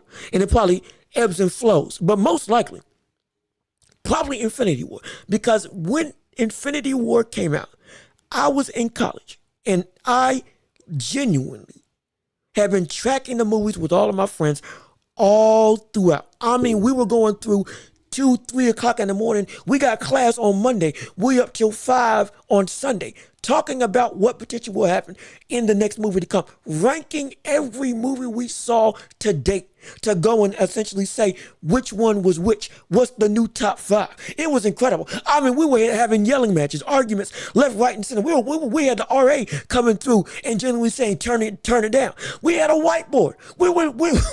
We took this big old television that we had in the room and we would go and get in our computer and we would make a tier list and move stuff down. And we would debate it as if we were debating sports and basketball. What do you mean Black Panther ain't top 5? How dare you put Shang-Chi below top 3? Well, what do you think about Age of Ultron? You gonna leave that out? Are you kidding me? Ultron as the villain was incredible. The brother who played it, Raymond Reddington, how dare you leave off that level of acting and true maniacal nature that he had? And how can we leave off Captain America? How can we leave off Captain America Winter Soldier? It was back and forth and center. But we have been doing that for months, years on end. And brother, when Infinity War came, you want to talk about hype unknown. And when the end of the movie finally happened and people got swept away, brother, you want to talk about shock and awe? It was one of the best movie experiences I've seen. And I think because of that, it really made me, it was like, this is hard for me to put something above that because of not just the movie. The movie itself was incredible. Absolutely. It's still arguably top 3 Marvel movies. In my opinion, one of the best superhero movies that we've seen made. But yeah, it's hard for me to put something over that. It's either that or The Dark Knight Rises. Is that right? Dark Knight Rises with Bane? I think that's the one. It's either that or Dark Knight Rises with Bane. That's probably my 2. Those are probably my 2. But again, ebbs and flows. Also, Forrest Gump, love that movie. And most likely any movie with Denzel Washington. Any movie with Denzel Washington. Deja Vu. I love Deja Vu. I love, Roll Tide? It's a phenomenon. I can go down the list, absolutely. But again, we still got more questions to come. Let's see. Both George Foreman and Lennox Lewis, who would win? I assume that's what you're asking. Oh, I can answer that right now. Oh, that's not even a question. Oh, George Foreman kills Lennox Lewis. George Foreman kills Lennox Lewis. And I respect Lennox Lewis. But here's the thing. With Lennox Lewis,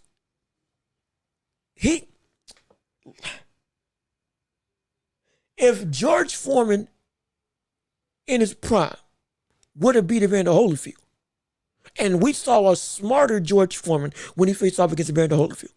But even then, the Foreman that came out of the Olympics was a gold medalist. Let's not get that twisted. And ran through everybody that wasn't Ali or in his older days. Ran through everybody that wasn't, who was it? He lost against one other person. I can't remember who. But that's when he was kind of in a flux internally before he became a Christian, became a pastor, all this stuff, and came back and whatnot. But even still, if he can do that, There's no what? No. No. Foreman's destroying Lennox Lewis. See, everybody thinks Foreman is slow. Everybody thinks that Foreman, even the prime Foreman, was sluggish. Everybody thinks the prime Foreman didn't have hand speed or footwork. He did. The brother was a master of framing and wrestling. You think Tyson Fury is great at leaning in and weighing in on his opponent and fighting on the inside. That's nothing compared to what we see with George Foreman. George Foreman is one of the greatest inside clinch fighters that we've seen. Or excuse me, manipulating the clinch, using his arms and strength to frame you and posture you where he wants you to go. The mummy style wasn't just a facade. The brother literally could push you where he wanted to set up shots, using arms and framing to literally stick out and parry away whatever combinations they had to be actually to then counter right afterwards and walk you down. Could take up whatever, if you want Ron Lyle, he could take whatever punch you, and even still, if you are Ron Lyle, he could take whatever punch you gave to him and keep on ticking and get up. Genuinely. The only thing with prime Foreman was he was so destructive, like with Ali, that he felt that if he could get you out of there, he was putting everything he had to get you out of there. And nobody except for Ali could take that level of punishment and stay up. Even Joe Frazier, he kept getting up. But inevitably, the ref had to just stop it because he wasn't going to quit before the betterment of his own life. He had to stop the fight for Foreman's own sake. But in the whole, outside of Ali and Foreman, ain't nobody getting up for that level of onslaught that we saw him do to Ali and Foreman. In the prime? No. Ridiculous and stupid. And I respect Lennox Lewis. He's one of the greatest heavyweights of all time. No question. No, he's not beating George Foreman. If Hasim Rahman can get him with what was seen as a fluke shot, I tell you this right now. The amount of power, boxing ability, inside fighting and outside fighting, that we would see Lennox Lewis have to struggle to get over when it came to fighting George Foreman, even though Lennox would be technically the bigger man. Nah. Oh no. No. No. He's getting killed. Most any heavyweight. And many of the greats that Lennox Lewis faced off against, we about to go to other questions as well. I see you, Jay Will. And I see you, Joe Dirt. Appreciate you coming in on the show, Joe. Glad that you're here. Glad that you're live. We're in the championship rounds, answering whatever fan questions you all may have. But if George Foreman faced off against Lennox Lewis in their prime, George Foreman eats that brother alive. George Foreman knocks that brother out. There is nothing. I mean absolutely nothing that Lennox Lewis would be able to do to be able to mitigate what Foreman would be able to do to him. And the punches, the power, and as the fight went on, Foreman's ability to break you down, no, that ain't happening. That ain't happening. That's like asking if Lennox versus the prime Mike Tyson, who's winning that? I'm picking Mike Tyson. Most greats that Lennox faced off against were, a lot of them out of their prime. Some of them were in, but a lot of them, like Tyson, one of his most notable wins, was well out of his prime. Well out of his prime. Was it Oliver McCall who beat him in an upset the first time round? Was it Oliver McCall? I forget. The brother who had a breakdown the second time he fought against Lennox Lewis. That brother beat him. And he beat him. And Lennox beat him literally because of a psychotic episode. Whatever happened mentally with that brother, that's why he won against him the second time, because it was legitimately no contest. Because he wasn't fighting back. He literally stopped. And this is not disrespecting Lennox Lewis, but the greatness of Foreman and Ali and Frazier and Tyson, those other greats that we see time and time again, even in Van Holyfield. Nah. Most people that he fought was out of his prime. And even as great as he was, in their prime for prime, he had all the tools, absolutely. But he couldn't use them to beat them. Not those greats, in my estimation. But let's see. G, what you got to say? Start bench cut Jokic, Shaq, Hakeem. Now this is a good question. Now this is a phenomenal question that we need to talk about. And trust me, I'm gonna get to this real quick. Let me quickly get to Joe Dirt as he's recently coming in here. Will there be a Ryan Garcia versus Gervonta Tank Davis 2? Well, will there be? Most likely, no doubt about it. Especially if we see a Devin Haney and Ryan Garcia rematch, and Ryan Garcia knocks out Devin Haney. If that does transpire, then yes, there will be a rematch. Most likely, it will be at 140. And if it doesn't happen at 140, then it won't happen at all. Because I'll tell you what, Ryan Garcia is not moving back down. That's not happening again. No. I don't care how, again, and Tank did beat him clean, no doubt. But that rehydration clause did, in fact, take a physical toll on Ryan Garcia. That is indisputable. Since that's the case, it'll happen. It'll just be at 140. But the money will be too big for Ryan Garcia or Tank to avoid.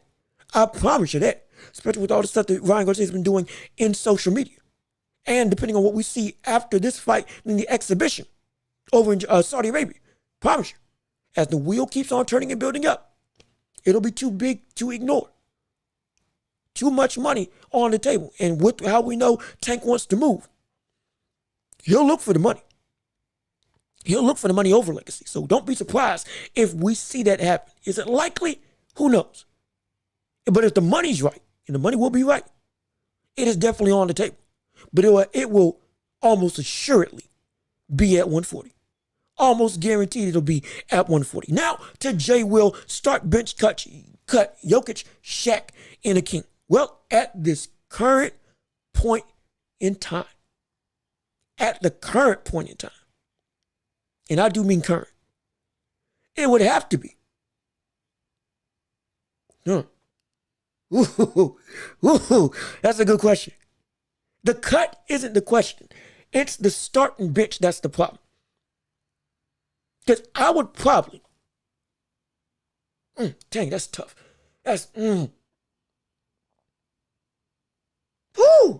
Shoot.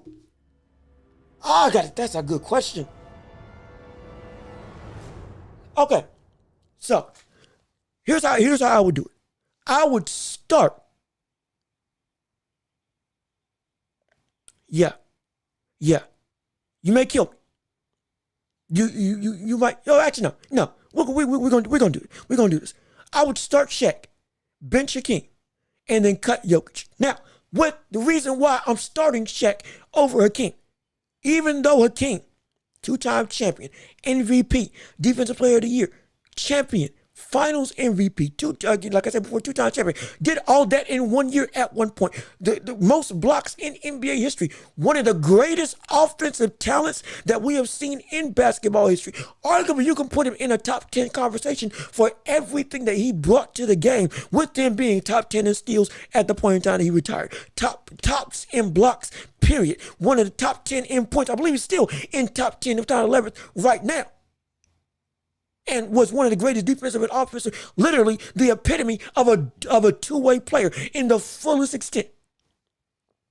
I would start him, but it's just Shaq, and the dominating nature is just so much out and about.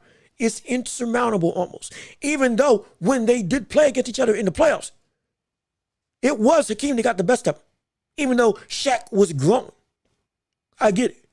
But even at that point in time, Shaq was top 5, and Hakeem had his way with him. He did. He has way with a lot of people at their best. At their best though. Now that's when it's hard to pick Shaq over Hakeem. As a talent and what the skill sets they bring to the table, I think Hakeem was more talented than Shaq. But in terms of who I'm starting, I would have to pick Shaq. I would have to. He's still one of the better defensive centers in history. Still top 10 in blocks. Still, it was an insurmountable force that made people go away. He wasn't better as a defensive player than Hakeem, and Hakeem could play up to the caliber of offense that Shaq brings to the table. Again, people still go to Hakeem to this day to learn footwork and to learn how to play out the post. But still, Shaq would start.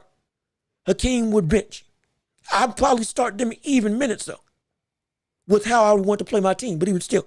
And then cut Jokic, but there is something to be said about that, though. Before I go to Joe Dirt real quick, I still got you. When it comes to Jokic, that brother, he's moving up. He's moving up. He's moving up. Let's not mince words about it. This is going to be a question that's going to be harder and harder to ask as time goes on. I have said that right now Jokic is on his way to being the greatest offensive center that we have seen in NBA history. He's on his way from a full talent perspective. It's hard. Again, normally you could argue that's Wilt. You could argue again that was Hakeem. You could argue that was Shaq. But when it comes to a totality of offensive repertoire and elite caliber, he might be the greatest offensive center we've seen. From his passing to playmaking, to his ability to set up other players, to his own individual ability to be one of the, again, he's leading the league in assists as well as, or he's at least one or two in assists with 10.6 assists. He just had 2 50-point games. He's had 100 points within 2 games or within 4 games. Just about. He just had a game, I believe close to a 40-point triple-double. No, that was LeBron. He's had a bunch of 30-point triple-doubles in this season alone. He's been ridiculous. By himself, he's put up efficiency numbers that we haven't seen rivaled amongst anybody. It's just stupid. 50% from the field, 50% from 3.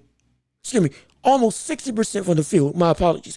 50% from 3, while averaging 32 points a game and 10 assists and 13 rebounds. So he's the best rebounder. He's also the best passer, and he's one of the best scorers in NBA history while being far and away the most efficient in basketball right now. This question, Shaq, Jokic, and Hakeem, or whatever 3 you want to put in the top 5 in basketball history when it comes to centers, you better watch out and start getting uncomfortable. Because that conversation is starting to get more and more tight. And I promise you this, people ain't going to like it. But brother, he's moving his way up to being one of the best in NBA history. Potentially. If he keeps this prime up, 3 MVPs, potentially 4 in 5 years. Should have been 3 in a row. Brother, we're having a conversation that people are going to get uncomfortable with. We indeed are having conversations that people may get uncomfortable with. Be prepared. He's on his way. Jokic is on his way. Mark my words. And now, hey, who do you think was Mayweather's toughest opponent? Well, he himself has said his toughest opponent was the Drunken Master, Emmanuel.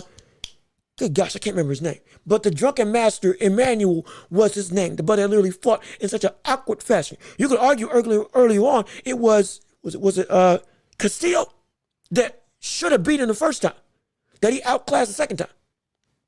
I think I think at that point in time, it was probably his toughest. But most likely, it's either the Drunken Master or Mike Donna, especially in that first fight. I think those would be his. I think those are his 2. For me. I could be wrong. You could have your own opinions. I think it's probably those 2.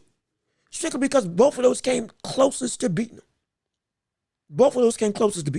Can't say Canelo because Canelo wasn't nowhere close to his prime. And he got taught a boxing lesson. Can't even say Pacquiao, while greatness-wise, we can have a completely different conversation. But at that point in time when they fought, which was 5 years too late, it was a situation where, I don't think he was the toughest. Even Miguel Cotto, which was an incredible fight. Don't get me wrong. I don't think, and again, Cotto was tough. Don't get me wrong. Don't get it twisted. Cotto was tough. Cotto was a hard opponent for Mayweather to get over. But for me, I think what I saw him had the most struggle with, and again, I got to go with what he lost, what he arguably lost against, or in some people's eyes should have lost against. I think it was Maidana or Castillo or Emmanuel Stewart. Because again, even to this day, he'll still stay, not Emmanuel Stewart, Emmanuel, I forget his last name, but again, the Drunken Master. Emmanuel Stewart's a trainer, my bad. But the Drunken Master, Maidana, and probably the first time Castillo. And then if you want to put top 5, okay, yeah, sure, we can put Cotto in there. But I think in terms of fights that I saw that he had a lot of trouble with, Probably. Those would be probably it. And probably Maidana and probably Maidana and Castillo. Those would be my picks for toughest. But Cotto, it's not a question. Again, it's just my opinion. I'm not saying I'm the end all be all. Absolutely. If you think Cotto is his toughest, I completely understand why. Completely. But just for me, most likely because of Maidana and that rough and tough style that was trying to bully him out of a Philly shell, which to a degree was working. Not to a degree, was working. Up until he adapted second fight around. Hey, I gotta give credit where credit is due. Pacquiao ran at, Pacquiao ran at 135.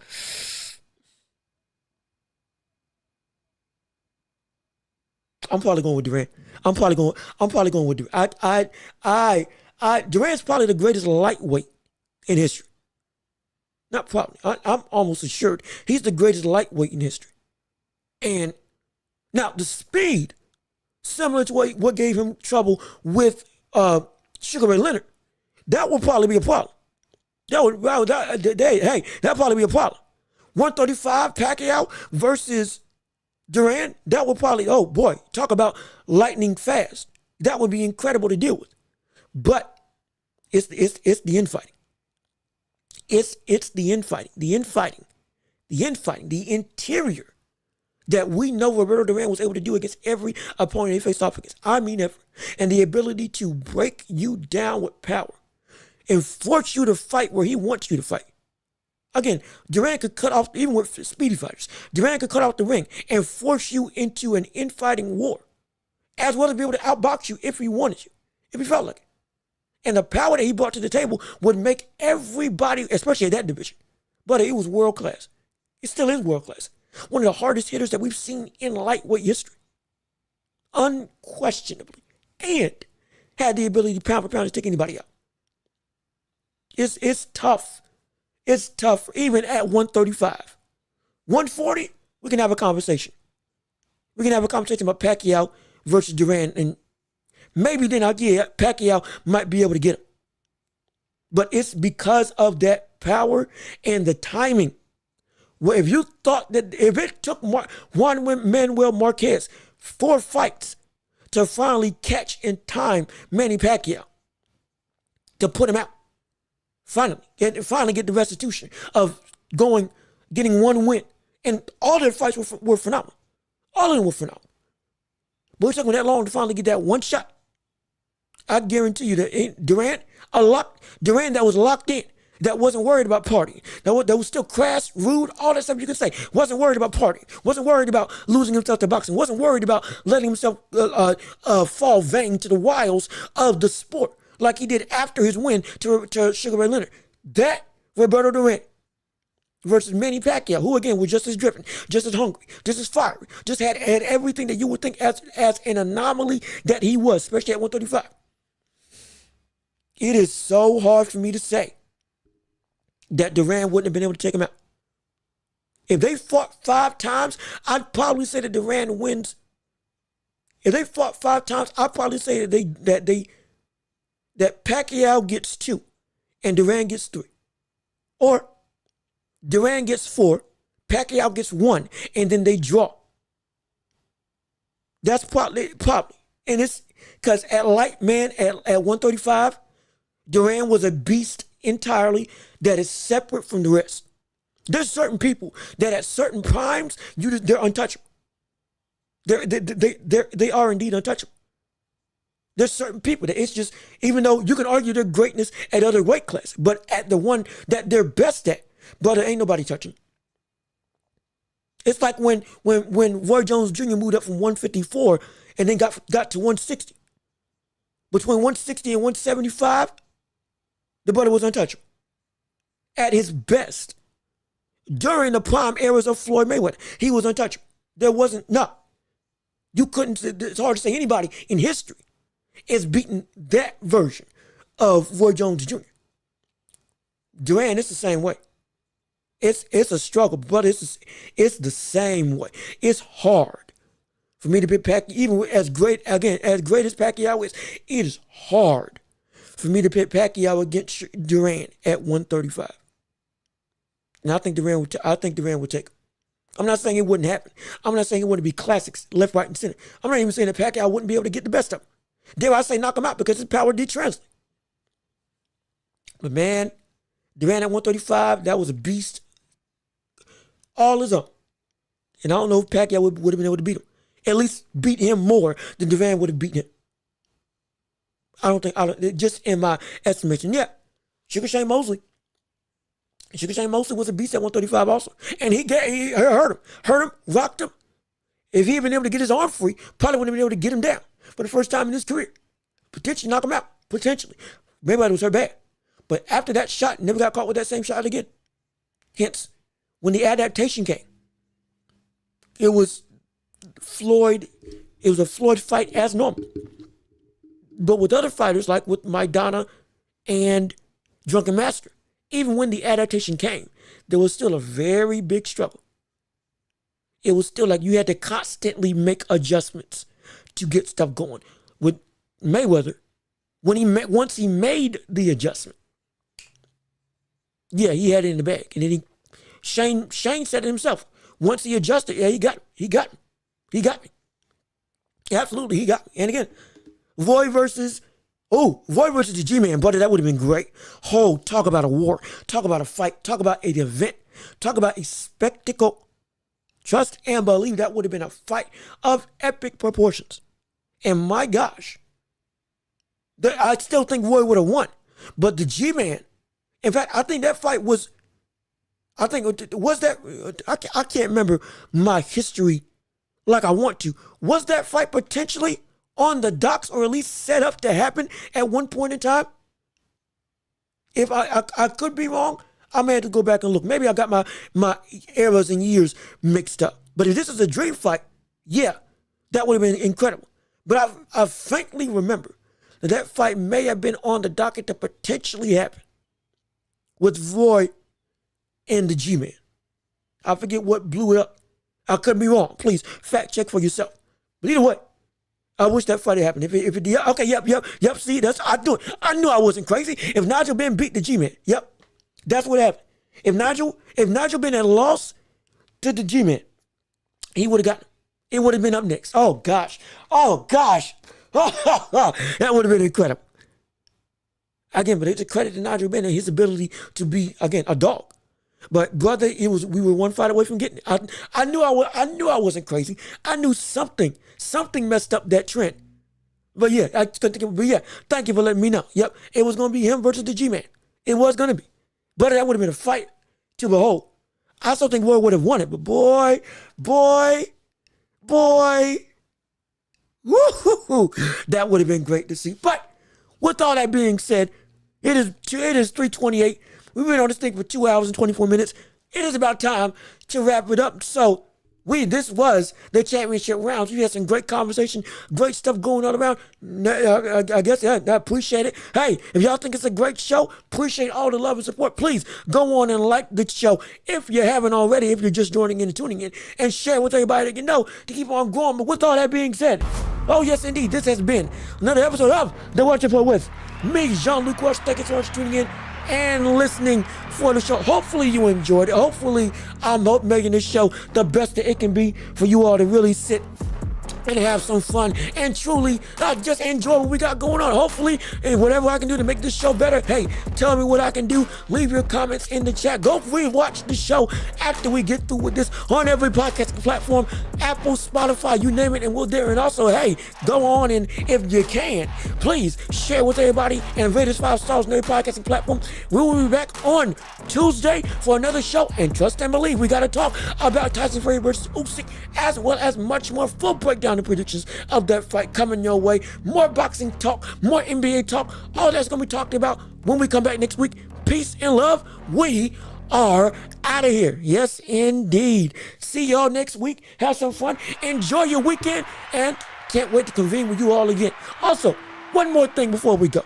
Tell me, is 12 o'clock y'all prime time, or is 12:30 or 1 o'clock where y'all would like to start the show again? Because y'all said 12 last time around, but all of a sudden, people starting to pop in when 12:30, 12:45, 1 o'clock comes around. So I would, again, just to reiterate, please leave in the comment section or in the chat, whatever the case may be. Leave it in. When would you like to start the show?